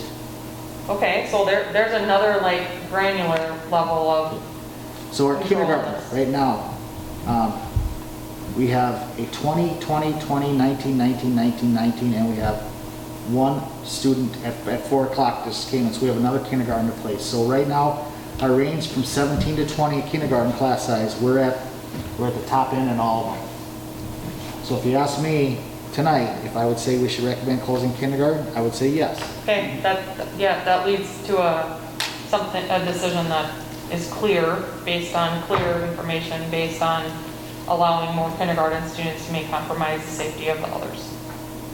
Can we devil's advocate, can we afford doing that? Because if we lose 20 students this year from, and again, for homeschooling, I mean, we're gonna live through this COVID, so we lose 20, 30, 40 students, you limit kindergarten, that may be a kid forever. Because they decide to go somewhere. So I'm just being devil's advocate, because to me, if there's ever one that you don't wanna limit, it's that one, because that's a new family that decides that's where we're hunkering down. So I would say we'd have to do everything we can. If we get 20 more kindergarten students, we may have to find a different way. Again, this is long-term planning now, because those 20 students are very likely, unless the family moves, to probably stay. Unless there's something I don't know. But to that point, we're not closing it to people who move here. Right. No, right. So if we I'm saying- close open enrollment at the kindergarten level, Right. yes, we could potentially lose The open families from enrollment. outside Right, of it's the open district. enrollment, Right. But, so my point to that is that we're only closing it to outside of the district. So we could still have families move into the district anytime between now and the end of the school year, and we might still have a situation where we have more kids in a class than we, Some of those distance learning students too may decide to Come back. re-enroll that live in the district. Some of the students that are homeschooled may decide that live in the district, have the option to now enroll in school and be a presence in the building. There Yeah, may that was be my people- note before, was that's why Albany and Holdingford did exactly what they did. They wanted to make sure that they could service those kids that they have on their rolls, whether they're in person, whether they're a homeschool or an online or in their classrooms. have can you, you go through and give us a Yeah. recommendation by grade level? By grade level, so I'm wondering, how many openings do we reasonably have in each before we grade? go down that, can I ask a question that I feel like should go before it? And I'm just curious if you've talked with your admin team and if there's consensus with you and your team. Yes, And- we spent probably the longest part of our time on Friday morning with this discussion, and we had the same exact questions and thoughts that you're having right now. I think overall, the consensus was that they would recommend that we close enrollment As of today. as of today. And again, I would say, I would agree as long as we understand the long-term consequences properly. Again, we've been talking about it for years. How do we get more students? How do we bus? How do we do this? We want more programs. We want all this extra money. As long as we as a board and our community understands, because there's probably a lot of support out there to limit, because we hear that a lot. And again, I'm not right now in favor, I just want to make sure everybody understands it could have the long-term effect of less open enrollment students in the future, which means less of some of our programs and less students, which there's nothing wrong with that, but we just need to be okay with it. And I But do people think need to that- understand we're doing this for health and safety reasons and for space reasons for this year because of the pandemic. We're not saying that this is, forever. We can open it up again if everything gets better. But, so Because a lot I, of other districts are doing the same thing because you got so much space and you got it all figured out. And then if you get another 5 or 10 kids, all the administrators are going back to the drawing board to figure out where to put them. I do think we would have to be very clear that it's for this school year only. I think that, I know of at least one family who their older child is here because they came in 9th grade, and their younger child is still at a different school because it goes through a higher grade level. If there's any feeling that we're closing today and that there's a chance that we're not going to reopen, there's going to be a fear that their other child isn't going to have the opportunity to come to this district. And they already made a decision as a family to send their children here at that 9th grade level. So Do you know what you're I mean? saying is communication about this is really important. Yeah. Yep, it And does I say think it's we for have, the as a school board, year. we have to be willing to say, we are only doing it for this Yes. year, and it's not if next year, I think that we owe it to our families to say this is this year only. We'll reevaluate next year, but I think we need to give some sort of, I don't even know what the word I'm looking for, but those families who have kids here already that haven't made the switch with their other children, if we can at least put the message out there that they'd be grandfathered in as families or something. I don't know. It does say and I read this very closely, my concerns mirror yours, Sunny. It does just say beginning blank for the 2021 school year. So this has an expiration date, the way that I read it. And so in order for us to close enrollment for next year, we would actually have to sit around this table again, have the same discussion, and we would have to vote in the affirmative to move forward with closing for the subsequent school year. So it expires. And so if there's any solace in that, I think that's clear that this is for this year only. And yeah, I guess I would just reiterate that it needs to be made very clear to our families that opportunity for the rest of their children to be in our district isn't being closed. So now I'll go past Kara's question. Is there any grade levels that we would want to extend the opportunity to some families out there yet, just because it helps our numbers? Maybe that's Obviously you what talked about kindergarten, but I mean, is So it? kindergarten is what I just did, first grade right now. The range for that is 19 to 22. We are now currently at 21.87. That's the average. So we're at 23, 22, 22, 21, 21, 21. Right in there, right? I mean, we're again at the top end of the range. Third So, grade, close. I would recommend that we close first grade. Second grade, that again, that range is 19 to 22. We're actually at 22.5. We have anomaly in JCE at 26. So Sam's doing some creative. I think Sam, if I remember right, had to move around a class to one of the biggest classrooms so that they could spread out. So I would recommend that we close second grade as well. In third grade, the range we had hoped for was 22 to 24. Right now, we currently are averaging we're at 21, 22, 22, 22, 21, and a 24 in Richmond.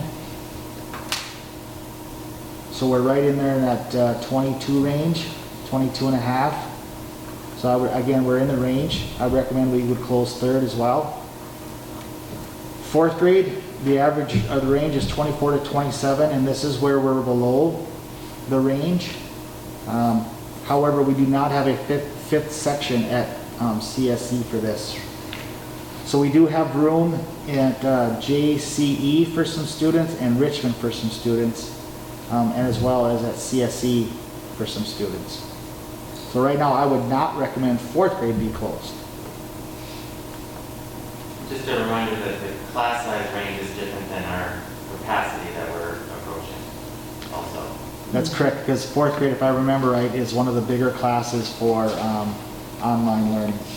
So like at CSE, our class room capacity is 22s, but our class size policy goes above that. So at this point, we're more concerned about if we're going to go into hybrid, what would happen our capacity. Okay. So we're above capacity in some of those classes. We're Some just, of them. and we're just slightly below, but again, we know that we have some students sitting out there in, And So at the fourth grade level, could we close by building? I mean, could Richmond and Rockville, is that what I'm hearing, is that they're lower and so they could potentially take a couple students? Fourth grade is a very small class. Fourth district-wide. grade at Richmond and Rockville could probably take 1 or 2 students and still be under capacity. So would we close it at Cold Spring Elementary, but we'd keep it open at Rockville and Richmond for a few? It's potential. It depends on what rooms they're moving to and the capacity.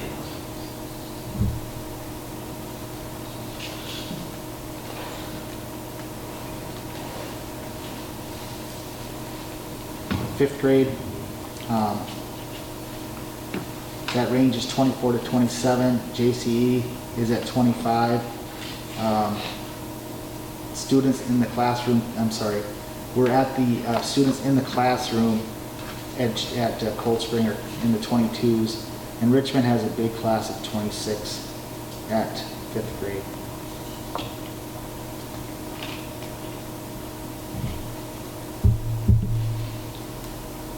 Fifth grade is averaging at the low end of the range.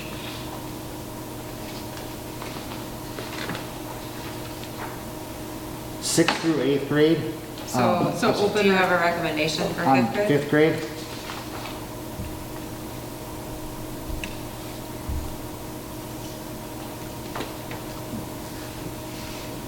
JCE and Richmond I would definitely close.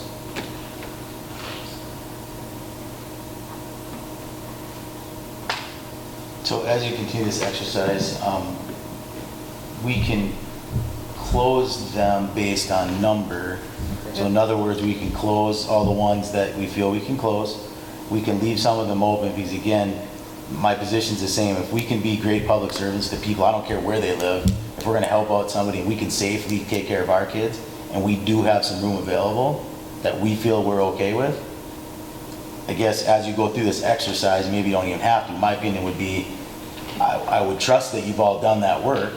I'm hearing you say that we're concerned about the space and what we have available, but we're also gonna be able to say, we also do want to, you know, again, at a time of major crisis, and I don't care if the family lives on the moon, if we can help them and we can safely do it with our kids, I guess it's a win-win for us and for them. So, I mean, you can go through the rest of them, but I guess So- that's what I would say. With the language, yeah, I don't know, I feel like there's some unknowns here, because if we're talking about fourth grade and, So let me talk about Okay, 4th so- grade. This is a good, thank you, Kara. On 4th grade, at JCE, even though we're at 17, there right now is 5 students who are online in 4th grade. So if those 5 students decide to come back to us, we're now at 22 That live in district? that are currently our students. Are Oh, so it wouldn't matter if they lived in our own district? Yeah. Okay, got it. It doesn't matter right now if they're in or out of our district, they're our students. So they're not counted on here.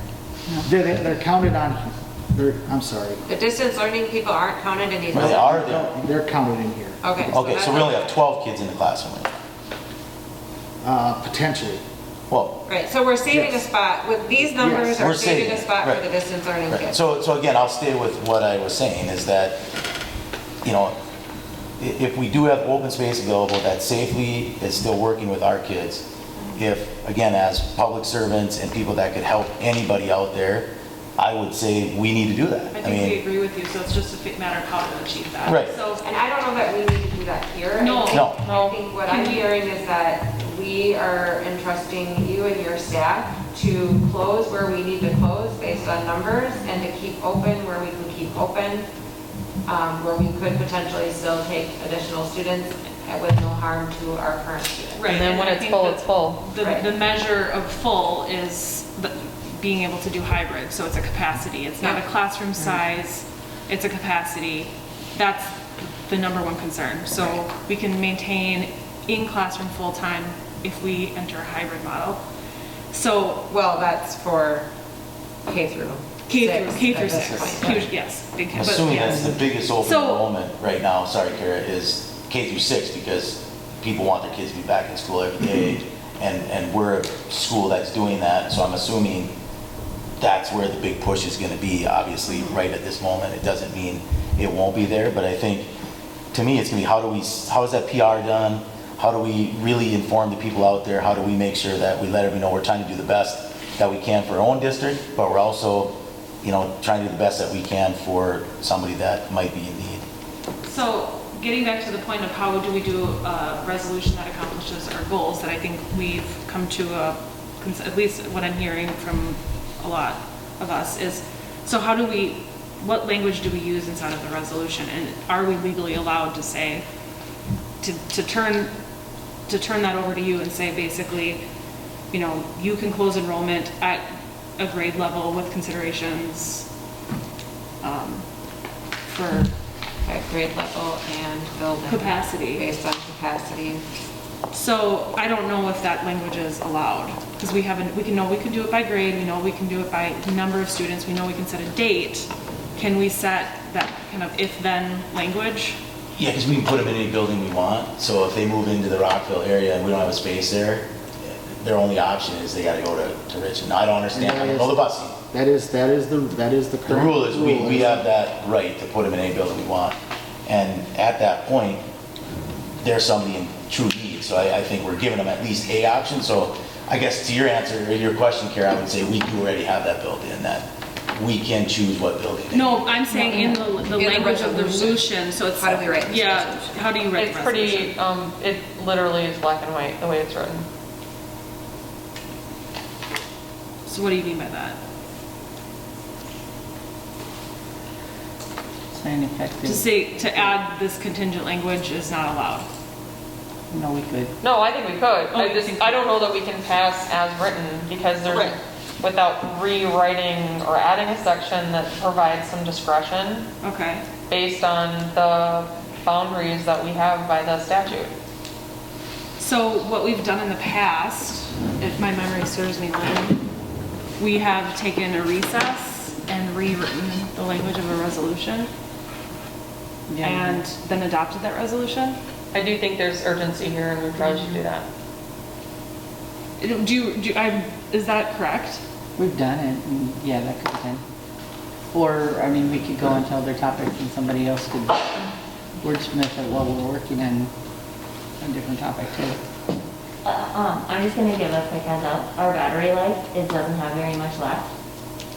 So if you want people to see your resolution, I would suggest a recess so that she can turn the camera off, save the battery, and that people can see you approach the resolution. Okay. Sorry. Okay. So do we need to make a motion Make a to motion recess? Recess. I'll make a motion to recess. Motion by Sunny to recess, second by Jason. All those in favor? Wait, who's second? Me. Oh. All those in favor? Aye. Aye. We are back, and we have a resolution that, at this point, So you just want me to read the resolution? Yes. The entire thing? Or just what Just we, the I very? think we have a sample resolution and we've addended it or modified it, so. Right, Sunny so- can- Just the modified language. From the fourth paragraph, the resolution will read, therefore be it hereby resolved by the School Board of Independent School District number 750, the following limits per building be put in place beginning August 24th, 2020 for the 2020-2021 school year, and school district administration will provide the required reporting to the Minnesota Commissioner of Education as required by statute. Due to COVID-19 capacity restrictions and social distancing requirements under the Safe Learning Plan for Schools, Rocori Public Schools is closing open enrollment to non-resident students effective August 24th, 2020. The district shall permit open enrollment at each grade level until it reaches the enrollment capacity. That doesn't make sense. So we have to say that the school district shall permit open enrollment at each grade level until it reaches the enrollment capacity. We're not closing open enrollment until it hits the capacity, right? Right. So I guess it is fine the way it reads. So due to COVID-19 capacity restrictions and social distancing requirements under the Safe Learning Plan for Schools, Rocori Public Schools is closing open enrollment to non-resident students effective August 24th, 2020. The district shall permit open enrollment at each grade level until it reaches the enrollment capacity. And that's specifically for the 2020-2021 school year.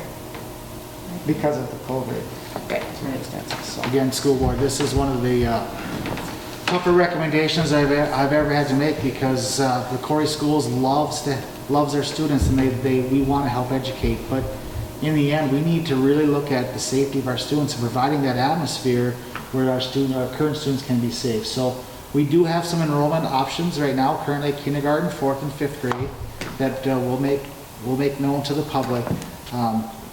But again, a tough decision by the board, but I think one that will guarantee the safety of our students, current students. It will help us continue to plan for our upcoming school year. So our teachers know their class lists, their students know their class lists, and we'll try to make sure that we can keep other students still coming here and feeling a part of Rocori. Resolution by Sunny, I'll second that. Any further discussion on that? Okay, then we need a roll call vote. Aye. Jennifer? Aye. Aye. Aye. Aye. Aye. The resolution passes. Okay. Item C, community education update for fall 2020. Thanks, Stephanie, for Yeah, sorry. hanging out. That is not fair what happened to you. So on the table in front of you, I did put a sheet out at the beginning of the meeting, just highlighting some different areas within community ed and the things that are happening in planning for this fall and beyond. So with preschool, the biggest thing that we learned in the spring when we surveyed all our current families and the families that were registered for this school year already was that they would not pay for distance learning. So we had to get creative and find a system that worked to give us stability in all of the work that we do, but they could give the families that choice to opt out when they felt needed to do so. So, sorry, it's hard to breathe. But the way we decided to approach it was to certainly focus on our 4-year-olds, and then also to do 6-week programs for any child who was not enrolled in our child care program. So those 6-week programs, the parent is committing to that 6 weeks, even if we go to a distance learning model, but they can opt out for that next 6 weeks. The kid care program will have preschool teachers embedded in coming into the kid care room so that we can keep cohorts consistent, less traveling throughout the building. That will be for our 4-year-olds, 4-day, half-day programs. And so we have about 50 kids registered in kid care, and about 60 plus registered for the 6-week programs for the first 6 weeks so far.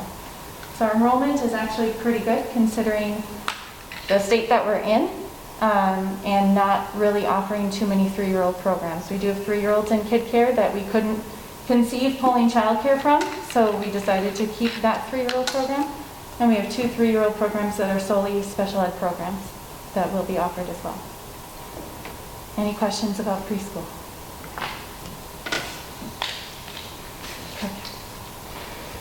Going down the line, kid care, as you just heard, we did require some more consistency. That usually does have to be a consistent schedule. We now ask them to be 4 or 5-day consistent schedules with those 4 days, again, to allow that consistency in when the kids were coming in and give them that 4-day, half-day program. We also moved to a pre-payment program, which actually affects more of the Spartan Spot program when I get down to that as well. ECFE typically starts later than our preschool program. We're pushing it back to October to give us time to work through some of those kinks and focus on that preschool. We'll still offer things, home visits, and do some cohort groups like we typically do, and then that will also follow the model that we're in for this school year. Preschool screening is going to be one of the biggest focuses and another reason why we decided to wait a little bit longer with ECFE. We have a lot of kids that we need to get screened because we haven't been able to screen since March, and usually in March and in April and May we see a lot of those kiddos who are entering kindergarten coming in at the last minute to get screened. So we now, instead of having 30 days at the beginning of the year, have 90 days to focus on those kids that are enrolled in kindergarten. So we're going to do that during the entrance conferences, work with a lot of those kiddos and families that haven't had that chance to get screened yet, pull them from the classroom if we need to, and working with the teacher to find a good time for that. And then we'll also work on, we have to get any enrolled preschool student enrolled within that first 90 days as well. So we'll work through that, and those will be our first priorities. And we'll also try to work in there our second priorities with anybody who has been identified as maybe having a need to get screened to early identify those students. And then last, we will start getting back on track with our typical screening routine of scheduling those dates and letting families register through that process.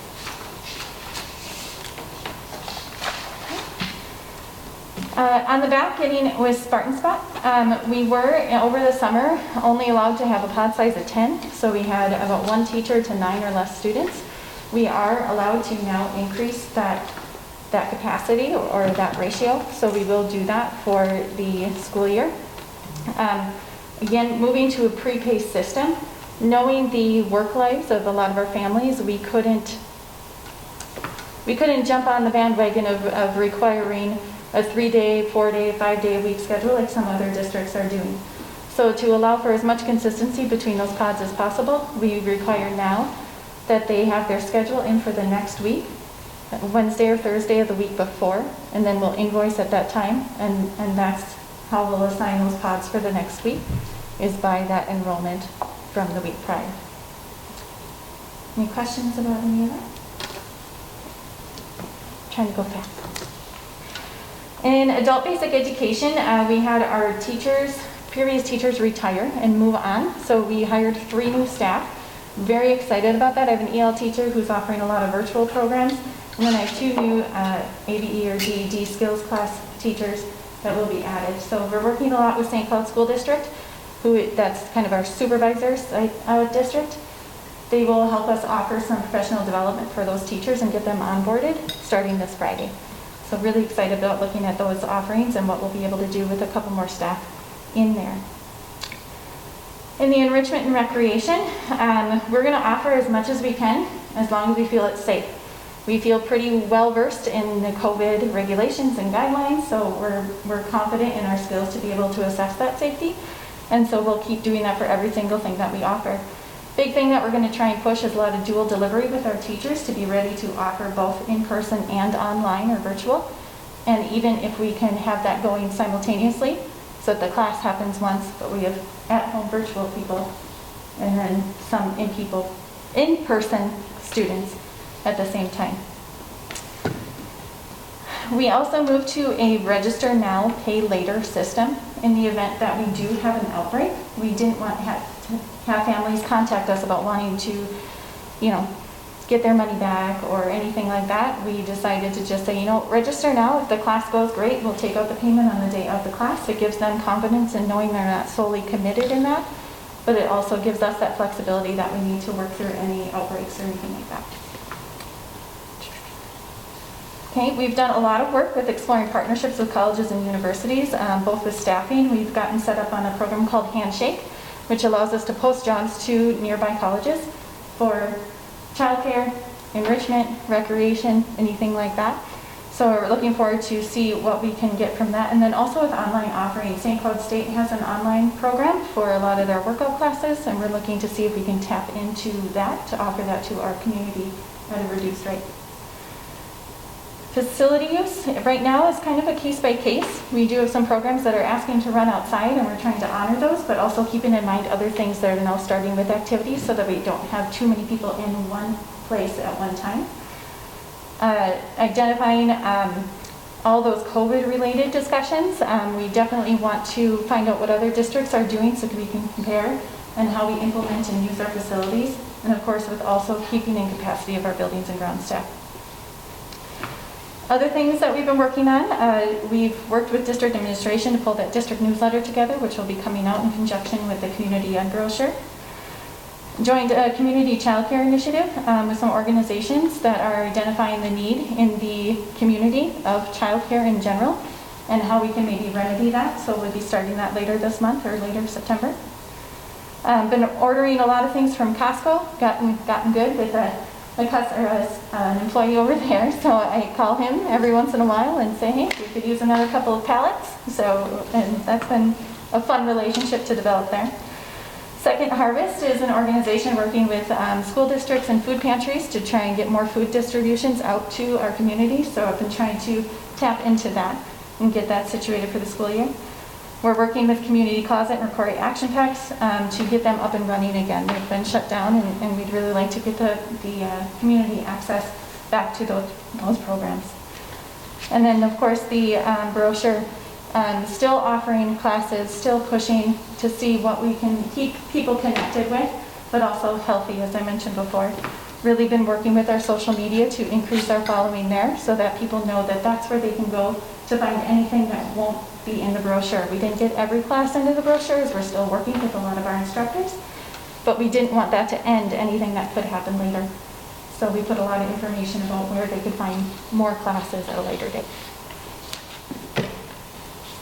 When do we expect the brochure to be published? It went to print last week, Okay. so we will be picking it up this week and hopefully to homes by the weekend. Okay. I know an important part of community ed and early learning, early childhood is like the larger group events. So like concerts, just like events, some of these classes. As a district, we've changed our calendar to take away 2 instructional days to do like a reduced orientation. I'm just curious how you guys are handling your larger groups and your families mixing together. Yeah, good question. So with our open house, we have scheduled one for next Thursday and another one for the next Wednesday. And we will have parents split in half by their class, within their class. So we'll say half come on this date, half come a little bit later on that date or another date. And then we're going to have social distancing markers throughout the building to help them. And we're going to kind of push them around. Not literally, figuratively, but we're also going to send out a survey for those parents to let them know, hey, here's a chance for you to ask all those questions so that we can maybe put an FAQ type document together to hand to them or to give them at that open house to help facilitate maybe a more efficient walkthrough of that space to help that student accommodate or get acclimated, I should say, to that space. The larger activities we haven't had a chance to talk about those yet.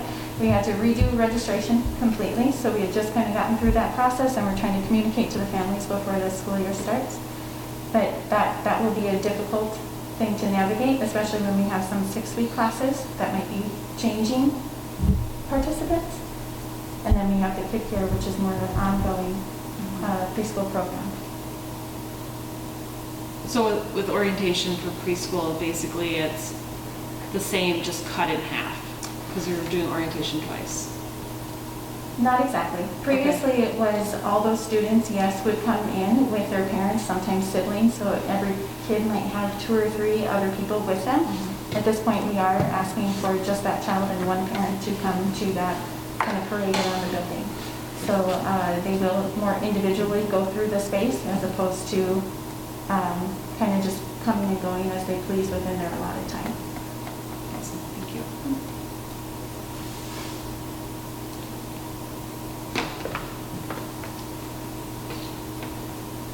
All right, thank you. Thank you.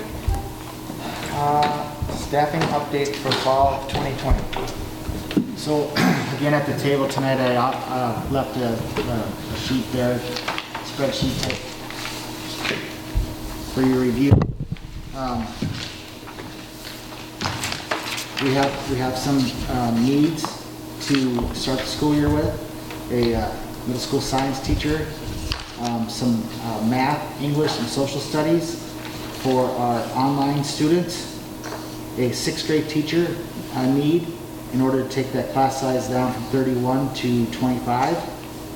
And then an EL teacher need because we took our EL teacher, intervention teacher, and put her in the classroom to spread out the numbers, and we lost the 0.6 due to that. So these are the current staffing needs in order to open up on the 8th of September, based on the numbers, on the enrollment numbers that we just shared with you tonight. 4th paragraph. The resolution will read, therefore be it hereby resolved by the School Board of Independent School District number 750, the following limits per building be put in place beginning August 24th, 2020 for the 2020-2021 school year, and school district administration will provide the required reporting to the Minnesota Commissioner of Education as required by statute.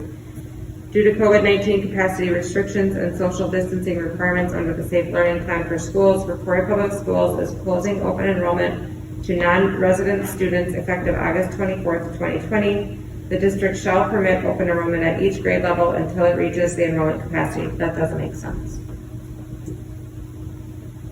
So we have to say that the school district shall permit open enrollment at each grade level until it reaches the enrollment capacity. We're not closing open enrollment until it hits the capacity, right? So I guess it is fine the way it reads. So due to COVID-19 capacity restrictions and social distancing requirements under the Safe Learning Plan for Schools, Rocori Public Schools is closing open enrollment to non-resident students effective August 24th, 2020. The district shall permit open enrollment at each grade level until it reaches the enrollment capacity. And that's specifically for the 2020-2021 school year. Because of the COVID. Right.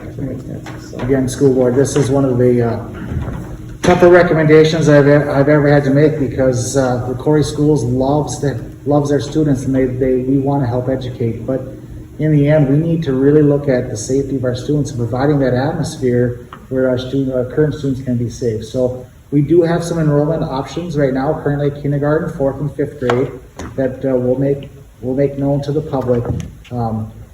But again, a tough decision by the board, but I think one that will guarantee the safety of our students, current students. It will help us continue to plan for our upcoming school year. So our teachers know their class lists, their students know their class lists, and we'll try to make sure that we can keep other students still coming here and feeling part of the fold.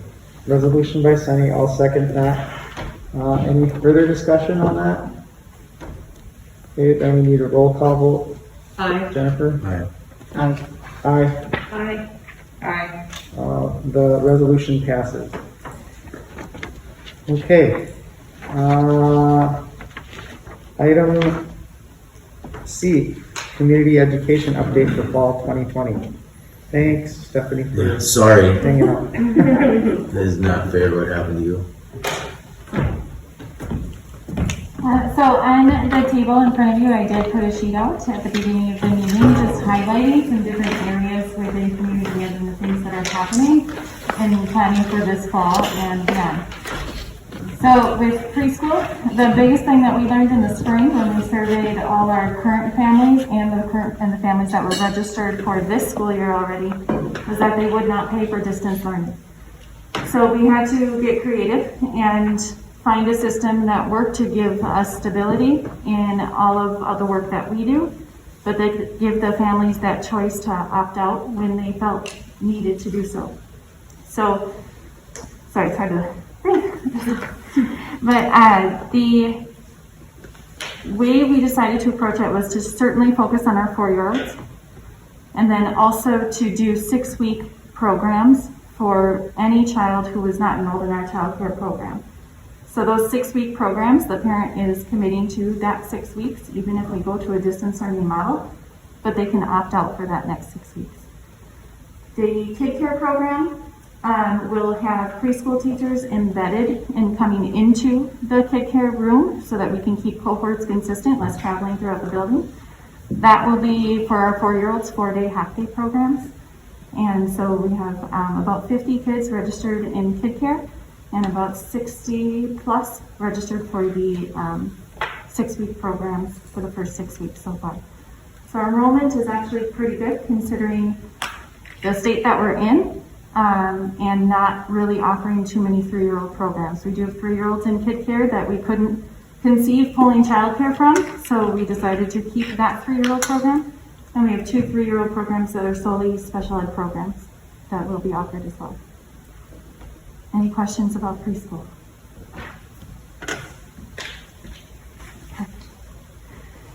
Going down the line, kid care, as you just heard, we did require some more consistency. That usually does have to be a consistent schedule. We now ask them to be 4 or 5-day consistent schedules with those 4 days, again, to allow that consistency in when the kids were coming in and give them that 4-day, half-day program. We also moved to a pre-payment program, which actually affects more of the Spartan Spot program when I get down to that as well.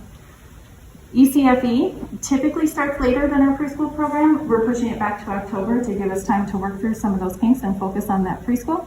We'll still offer things, home visits, and do some cohort groups like we typically do, and then that will also follow the model that we're in for this school year. Preschool screening is going to be one of the biggest focuses and another reason why we decided to wait a little bit longer with ECFE. We have a lot of kids that we need to get screened because we haven't been able to screen since March, and usually in March and April and May we see a lot of those kiddos who are entering kindergarten coming in at the last minute to get screened. So we now, instead of having 30 days at the beginning of the year, have 90 days to focus on those kids that are enrolled in kindergarten. So we're going to do that during the entrance conferences, work with a lot of those kiddos and families that haven't had that chance to get screened yet, pull them from the classroom if we need to, and working with the teacher to find a good time for that. And then we'll also work on there to get any enrolled preschool student enrolled within that first 90 days as well. So we'll work through that, and those will be our first priorities. And we'll also try to work in there our second priorities with anybody who has been identified as maybe having a need to get screened to early identify those students.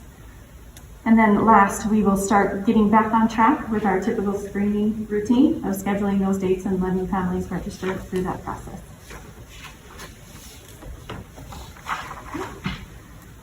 On the back, getting with Spartan Spot, we were over the summer only allowed to have a pod size of 10, so we had about 1 teacher to 9 or less students.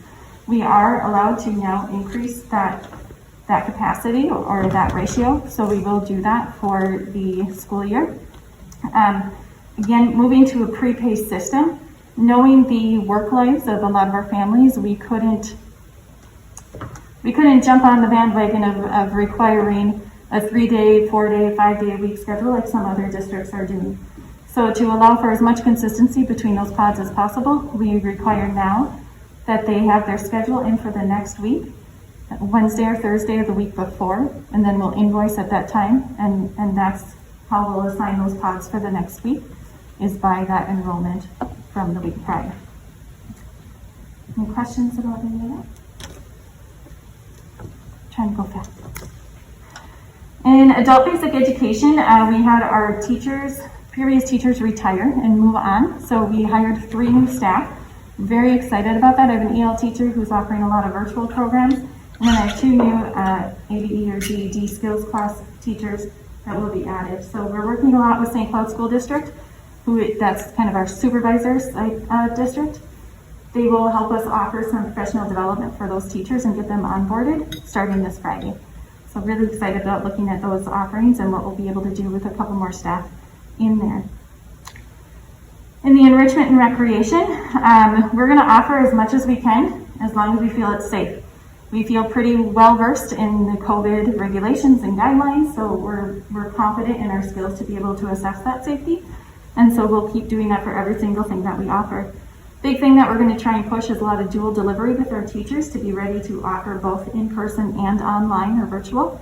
And even if we can have that going simultaneously, so that the class happens once, but we have at-home virtual people, and then some in-person students at the same time.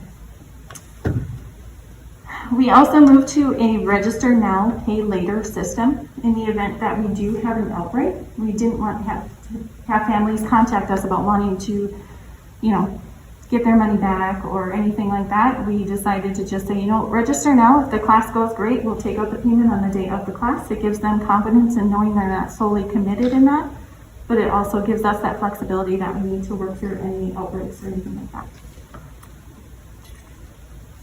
Okay, we've done a lot of work with exploring partnerships with colleges and universities, both with staffing. We've gotten set up on a program called Handshake, which allows us to post jobs to nearby colleges for childcare, enrichment, recreation, anything like that. So we're looking forward to see what we can get from that. And then also with online offerings, St. Cloud State has an online program for a lot of their workout classes, and we're looking to see if we can tap into that to offer that to our community at a reduced rate. Facility use right now is kind of a case by case. We do have some programs that are asking to run outside, and we're trying to honor those, but also keeping in mind other things that are now starting with activities so that we don't have too many people in one place at one time. Identifying all those COVID related discussions. We definitely want to find out what other districts are doing so that we can compare and how we implement and use our facilities. And of course, with also keeping in capacity of our buildings and ground staff. Other things that we've been working on, we've worked with district administration to pull that district newsletter together, which will be coming out in conjunction with the community ed brochure. Joined a community childcare initiative with some organizations that are identifying the need in the community of childcare in general and how we can maybe remedy that. So we'll be starting that later this month or later September. Been ordering a lot of things from Costco, gotten good with an employee over there, so I call him every once in a while and say, hey, we could use another couple of pallets. So, and that's been a fun relationship to develop there. Second Harvest is an organization working with school districts and food pantries to try and get more food distributions out to our community. So I've been trying to tap into that and get that situated for the school year. We're working with Community Closet and Rocori Action Packs to get them up and running again. They've been shut down, and we'd really like to get the community access back to those programs. And then, of course, the brochure, still offering classes, still pushing to see what we can keep people connected with, but also healthy, as I mentioned before. Really been working with our social media to increase our following there so that people know that that's where they can go to find anything that won't be in the brochure. We didn't get every class into the brochures. We're still working with a lot of our instructors, but we didn't want that to end anything that could happen later. So we put a lot of information about where they could find more classes at a later date. When do we expect the brochure to be published? It went to print last week. Okay. So we will be picking it up this week and hopefully to homes by the weekend. Okay. I know an important part of community ed and early learning, early childhood is like the larger group events. So the concerts, just like events, some of these classes. As a district, we've changed our calendar to take away 2 instructional days to do like a reduced orientation. I'm just curious how you guys are handling your larger groups and your families mixing together. Yeah, good question. So with our open house, we have scheduled one for next Thursday and another one for the next Wednesday. And we will have parents split in half by their class, within their class. So they'll say half come on this date, half come a little bit later on that date or another date. And then we're going to have social distancing markers throughout the building to help them. And we're going to kind of push them around. Not literally, figuratively, but we're also going to send out a survey for those parents to let them know, hey, here's a chance for you to ask all those questions so that we can maybe put an FAQ type document together to hand to them or to give them at that open house to help facilitate maybe a more efficient walkthrough of that space to help that student accommodate or get acclimated, I should say, to that space. The larger activities we haven't had a chance to talk about those yet. We had to redo registration completely, so we had just kind of gotten through that process and we're trying to communicate to the families before the school year starts. But that will be a difficult thing to navigate, especially when we have some 6-week classes that might be changing participants. And then we have the Kid Care, which is more of an ongoing preschool program. So with orientation for preschool, basically it's the same, just cut in half, because we were doing orientation twice. Not exactly. Previously, it was all those students, yes, would come in with their parents, sometimes siblings, so every kid might have 2 or 3 other people with them. Mm-hmm. At this point, we are asking for just that child and one parent to come to that kind of parade around the building. So they will more individually go through the space as opposed to kind of just coming and going as they please within their allotted time. Thank you.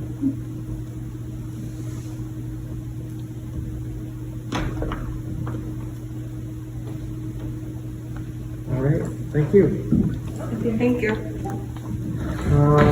Staffing update for fall 2020. So again, at the table tonight, I left a sheet there, spreadsheet type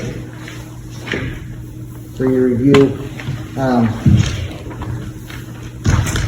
We have some needs to start the school year with. A middle school science teacher, some math, English, and social studies for our online students, a 6th grade teacher need in order to take that class size down from 31 to 25, and then an EL teacher need, because we took our EL teacher, intervention teacher, and put her in a classroom to spread out the numbers, and we lost the 0.6 due to that. So these are the current staffing needs in order to open up on the 8th of September, based on the numbers, on the enrollment numbers that we've just shared with you tonight. And how does this fit into our budget? As I said on the academic, or as I showed in the academics, this is costed out about $240,000. That fits into our budget using dollars that we anticipate being there through our ESSER, and also dollars that we accumulated from last year's loss of expenditures in our utilities, other staffing that we did not have to fill. So fund balance. So it's fund balance, general fund. Then down below the academic piece, you see the operations piece. Mr. Neisinger is recommending some additional staff based off the amount of cleaning that's going to have to happen in order to keep up with keeping our classrooms clean. So, looking forward, if the cleaning requirements were to be reduced, would we also plan to reduce the staff? We could, yeah.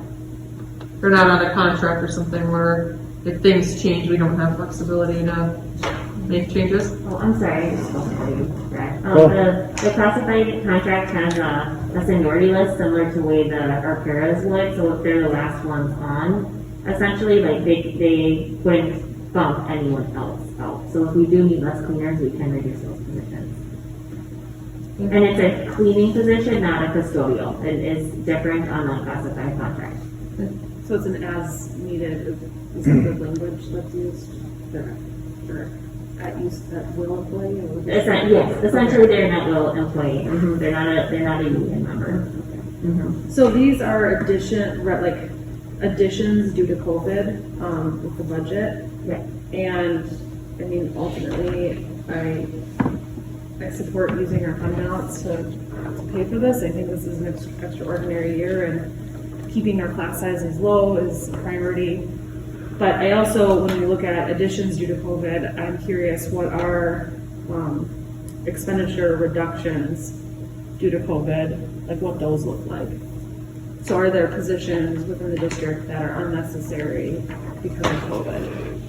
Because of things that aren't necessarily, and using that as a tool to help reduce the amount in which we're transferring from the fund balance.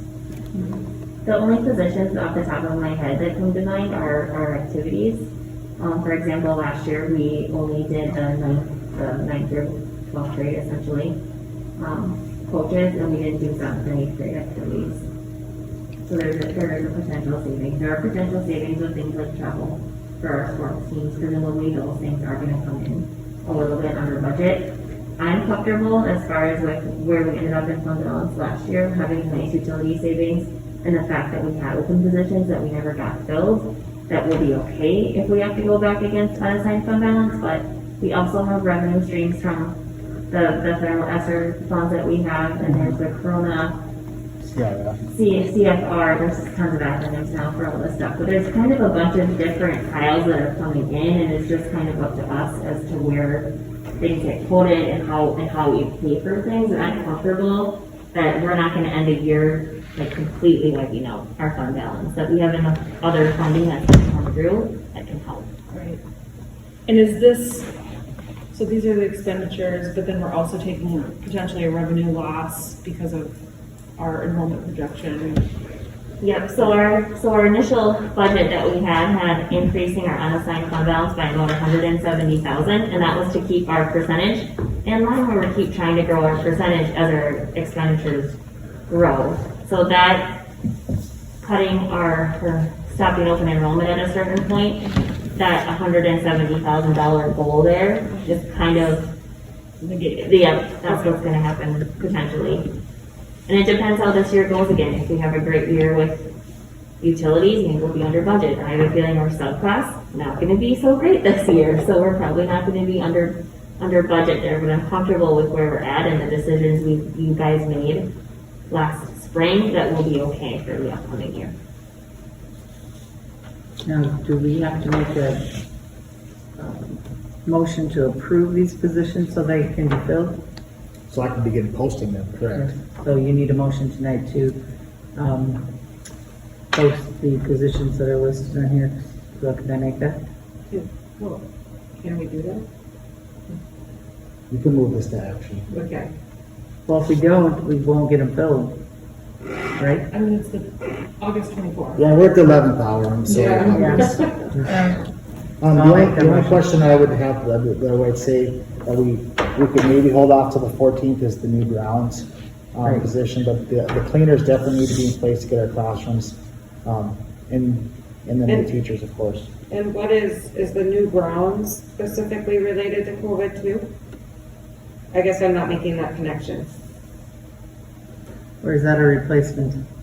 Well, it says new. Don't you have somebody retiring? Part of it is COVID related and part of it is the facility usage that we've been having and requests for how people would like our fields upkept and at the way we're currently staffed. But So that might be a conversation. We just passed turf, and that's gonna take some of the time away. Yeah, I know, I'm trying to figure out what maintenance is gonna be needed. So could we make the motion to approve the rest of the positions and hold the new grounds one until we can evaluate that? Right. Bring more information on the new grounds position at the next meeting, and then, That gives you enough time to fill that by October 1st. Maybe, you can find somebody. Well, if a lot of it is outside care, we probably don't need that right this fall. It might be something that we can, because that's what I'm kind of hearing you say right now. We'll bring you back some more information. Yeah, I'd like to get more information from our buildings and grounds So the director. motion would be to approve the teaching and external COVID cleaning for posting starting tomorrow. Like the motion by Lynn to approve the teaching and cleaning positions. Second by Kara. Any further discussion? All those in favor, please say aye. Aye. Opposed? Positions are approved. Let's see where we are. Superintendent report.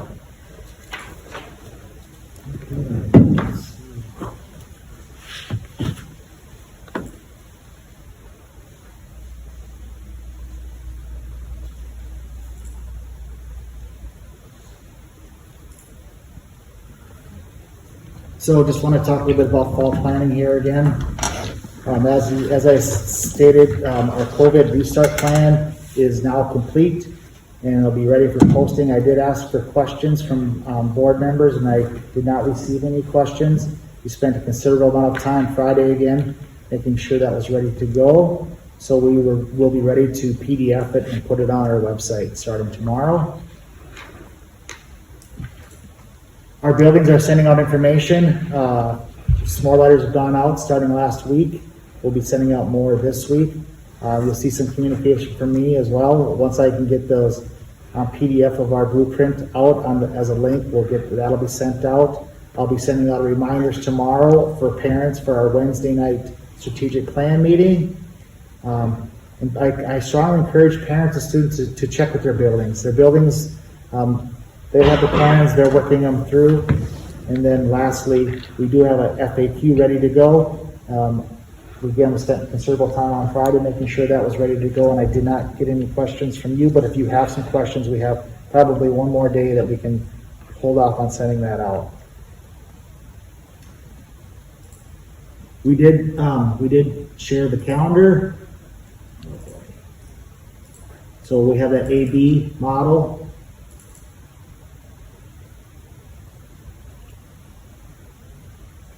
for the first trimester. And I believe that went out in the high school, or in the secondary school email last week. So here's where I'm gonna ask my question, Brad. We talked about on Friday when we had an emergency meeting that we wanna obviously keep our eye on trimester 2 and make sure that we are following up with the Department of Education, Department of Health, and figuring out if there's a hybrid plan that we can do in person.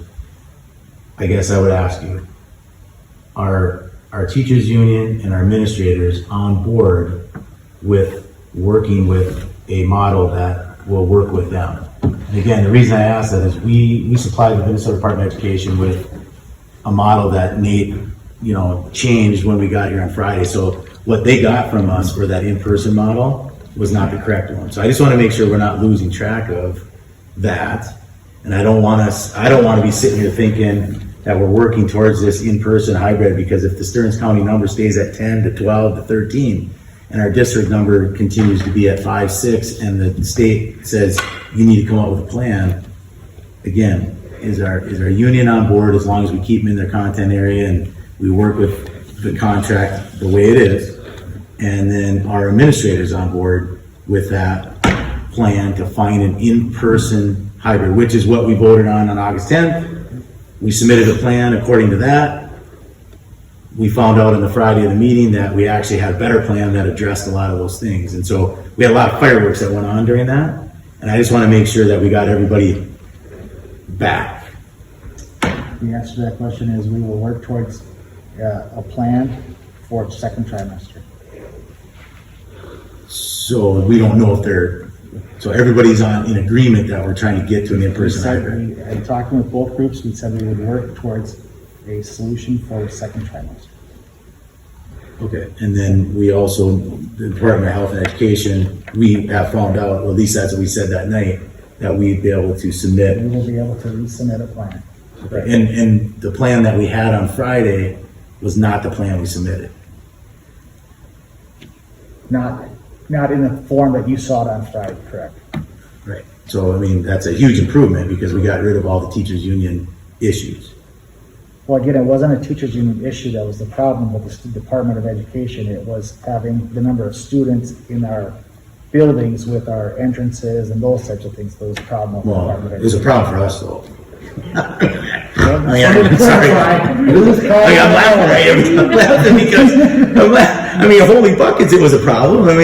So whether it was the problem of the Department of Health and Education, it was certainly a problem with our teachers. So we want them to be happy because they educate our kids. So I just want to make sure that as long as we're working hard to keep them in their content area, we're working hard to, figure out a plan that keeps them safe, that they are also on board to try to find an in-person plan, because we might be living in this. And again, I'm going to go back. We as a board said we want to try to work there. And I don't want us to lose sight of it because we got a lot of stuff that's going to be going on, and all of a sudden it's going to be the end of September and October, and we're going to have to keep the eye on the ball. Yeah, it's on the ball.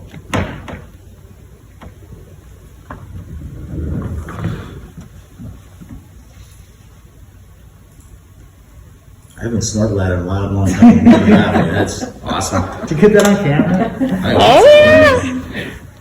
I earlier in the meeting, I did show you the data decision timeline, so I think we're clear on where that direction is. And then lastly, we are watching the data. Now, hopefully this link will work.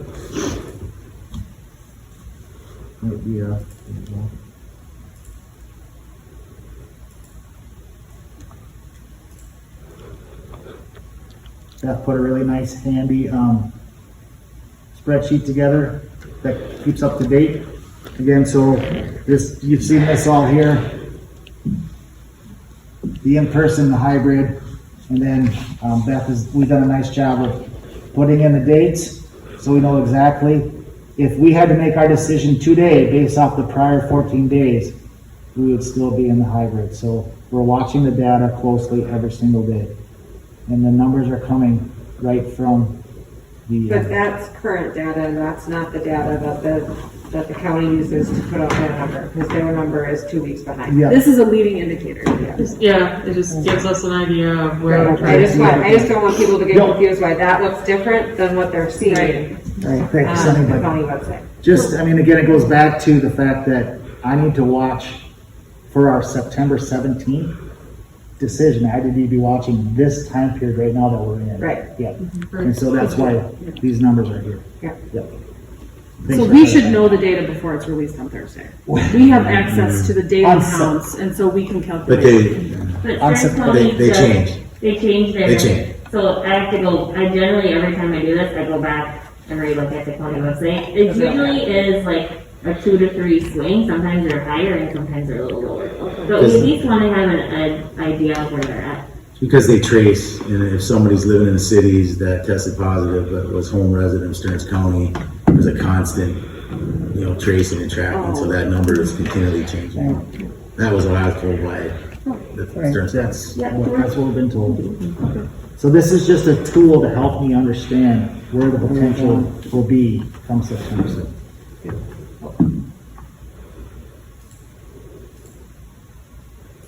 And then, we have an EPT team meeting to go through all of this stuff again on Thursday.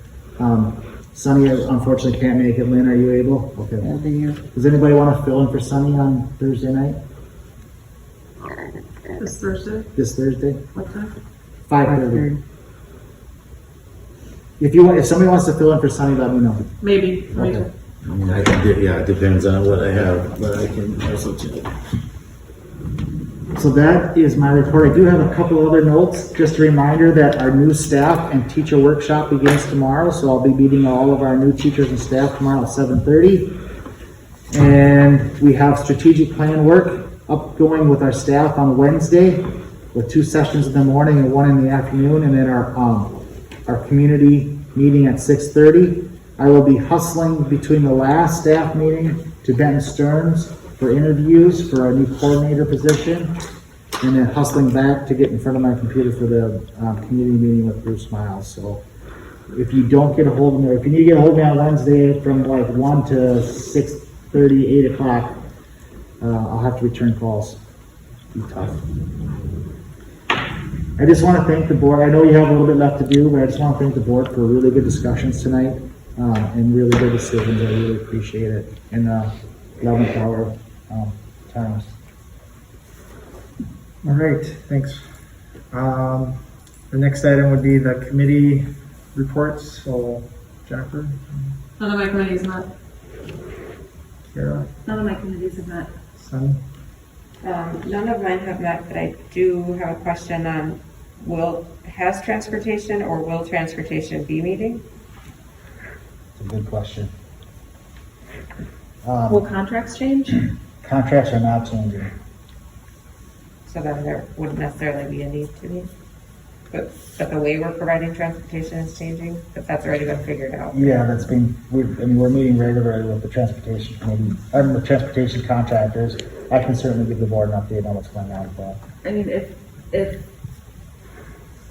how we are doing transportation is changing, how do our contracts not change? The way that they're trying to fix the capacity issue is to do what we do in Richmond already with one bus, which is a bus takes the kids that are at Richmond Elementary and St. Peter and Paul and goes out right away at 2:45 and then comes back later after the kids from the high school here have come to Richmond, and then it goes out again. But essentially they're only counting it as one route because they're not coming all the way back and in. So there's a possibility that 2 or 3 routes are going to look like that at Richmond, and probably at Cold Spring too, where they bring kids in from farther out, drop them off, quick run, and pick up kids in town and drop them off too. Thank you. Okay, I'm done. Shannon? Yeah, I mean, we didn't even meet, but we got turf, so facilities and grounds, I mean, that's unbelievable. I don't even know how that happened. And thanks to the Booster Club, they did meet. Obviously, they've been doing lots of work behind the scenes, and Jason, you're absolutely right. I mean, we all need to applaud those community members for doing that, and John Young especially leading that, in charge of that group. Minnesota State High School League, again, as you heard, there is a movement right now and a petition out there to work to see if the members can get to the table and talk about all kinds of concerns that we might have. So that's where we're at right now, and hopefully I'll have some news on that when we meet on the 14th. None of my committees met. And then my committee, I had Benton Stearns met, just a brief overview. They gave the restrictive procedures data for last year, and most districts had decreased, and we actually sort of stayed the same at 22. So that's where we were at. They are using our Rocori Imperial Handbook. I don't know if you recall that it was brought forward to us, I think it was last fall, if I remember correctly, as sort of a template. So kudos to our paras that helped put that together. And so they're helping use that with them. Ben Stearns. Big thank you to Beth and the fiscal monitoring that happened. So we're making sure that got done. So appreciate Beth and her effort with that. There's going to be some training at the districts August 30. Oh no, that's regarding the IEPs and how that's going to look like for hybrid and in-person and distant learning. So they're going to be doing some training with that. It looks like August 31st they're doing some physical restraint training for us here. Yep. I have written down. Handle with care, correct. Yep. And then, handle with care, and that's the model that we're going with. And then there was some discussion about this Osseo case where apparently it was a legal ruling that districts aren't required to drive outside the district boundaries to provide support. Exactly. It's a special education transportation situation. We still don't understand the ruling, and so Ben Stearns has made the decision not to change any type of transportation model for its students right now until we get further clarification on the ruling. Right. Yeah. The comp premium has more than tripled, and so there was some discussion about that and trying to mitigate that. And let's see. I think that's pretty much it. I think so. There's CEIS. There was some disproportionality in the Sauk Rapids Rice district, and so we're in mandatory CEIS because of that. And so they're really working on that. So, all right. Let's see. Then we got budget comparison reports. Any questions for Beth on that? Beth, do you have any comment? No. Okay. And upcoming events and activities. There'll be a brief negotiation group meeting after this. Then they're having the strategic community meetings coming up, back to school workshops. Then our next school board meeting will have the work session with Bruce Miles afterwards on that. So can I just clarify that meeting you want at 6:30, correct? You don't want that at 5:30? It's going to be 2.5 hours. The regular meeting is going to be 2.5 hours? So I'm sorry, an hour and a half. We'll have the regular meeting first, and then we'll work into the work session. And Bruce wants about an hour and a half this week.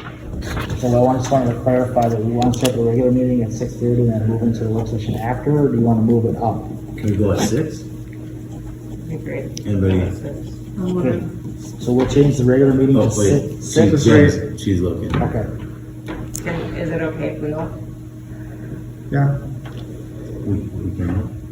sure.